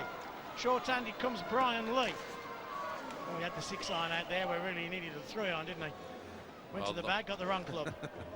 Well, it's a late one there, and here he is on the penalty kill. Brian Lee just trying to get the puck in as both Voth and Lee collide as Paul Thompson looks on. And, you know, we talk here, Paul Thompson, you know, he doesn't look like a frustrated man. And I don't think he looks like a resigned man. I just think here is a man who's been incredibly successful in the sport of ice hockey in the country over the last 7 seasons in the Elite League. And you have to, as part of the whole process, except some years aren't going to be as good as you always want them to be. When we spoke to him in Crosby's, the bar just underneath the seats here at the arena this morning, you know, to me he was just trying to think of something to get his team going. And I think if you go to the Coventry Blaze website, there's a great interview on a section of the Blaze website called Tomo's Talks, and from being that hard-ass coach, he was cuddling his players a little bit more. Here's a 2-on-1. Dan Carlson's going to find Fulgham. Here is Fulgham. Drop past Robinson. And it fell perhaps to the wrong person in Jason Robinson. Hadn't got the softest of hands. And it's just not going your way tonight, Tomo. But he was just, and as a coach, sometimes you've just got to look at things, how to change them up. Because if you've whipped him and you've whipped him, and you can whip them no more, you've got to change something. Well, you got nowhere to go, and I think you as a coach, you got to create options. There's good options here. It goes to maybe not the strongest option offensively for the Coventry Blaze, Jason Robinson, and Stevie Lyle, who has been the strongest player defensively for the Cardiff Devils tonight, makes another great save. But you have to have options. Once everyone knows that you've used all your cards and shown all your cards, well, there isn't anywhere else to go from there. And then you've got your back to the wall, and you're just in a desperate state. So, of course, Paul Thompson has got to find different ways to manage his team. Simmons chips down behind the goal of Jaeger. We are into the final 2 minutes. Lee. Carlson helps it on its way. Jonathan Weaver picks up on a loose puck, but intercepted again by the Devils. The puck bounces over the stick of Brian Lee. Voth is the first man to it. 90 seconds left on the clock. Weaver. Back to Fulgham. Fulgham does a nice move on Simmons, tries to cut inside, and Simmons is going to take his 3rd penalty of the night with just 1 minute and 10 seconds remaining. And a hooky minor against Alex Simmons. A late power play for the Coventry Blaze. It's a great move here by Fulgham as he goes inside, outside, tries to cut around the end, and Simmons forced to have to stick on him and takes another penalty. And Alex Simmons has been playing very tidy hockey recently. Probably would have enjoyed not taking as many penalties tonight because he'll need that energy tomorrow night. But he's had the break, and his teammates have done the job for him as McRae's out here in his great defensive duty on this draw. So a late power play to the Coventry Blaze. Can Coventry send their fans home with a little smile on the face? Can Weaver perhaps score here? Or Cruikshank, Selmser? Again, it's been another night where we haven't seen Cruikshank and Selmser. They've been overrun by the likes of Voth, McRae and Brabia, who scores short-handed to wrap up a fabulous night for Jared Adams and the Cardiff Devils. Power play after power play after power play for the Coventry Blaze. And Brabia, short-handed for the Cardiff Devils, scores his 23rd goal of the season. It's 5-1. My goodness, this play from Stuart McRae right at the spine, and Beerbreyer takes it from his foot up to his stick, and it deposits it right in the bank behind Jaeger. This is something else here, and we'll just catch this as Beerbreyer just able to stay outside, and there's just no mistake of it. That's as skilled a goal as you will see between two players linking up together. Clinical finishing, the one thing Coventry haven't had, the one thing the Cardiff Devils have had in abundance here tonight. Well, it's opportunity, but it's taking advantage of those opportunities, and the Devils have done it.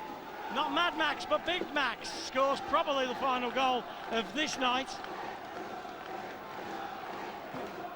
Weaver will bring the puck out of his defensive zone to Farmer. That's just a look that Coventry have had tonight. Farmer, pause on the red line. Richardson, Weller, and the Coventry Blaze resound to a 5-1 defeat here at the Sky Dome. That, of course, will keep the Coventry Blaze well and truly in 6th place. No way Hull are catching them up, and there's no way that Coventry are going to be catching the Braehead clan either. Well, this night started with a Luke Foljam goal. 1-0 Blaze, but it was 3-1 to the Cardiff Devils after 1, 4-1 after 2, 5-1 after 3. There's going to be plenty for Ron Shuja and Nick Rockwell to talk about after this game. Time for a break. 5-1 the Victors.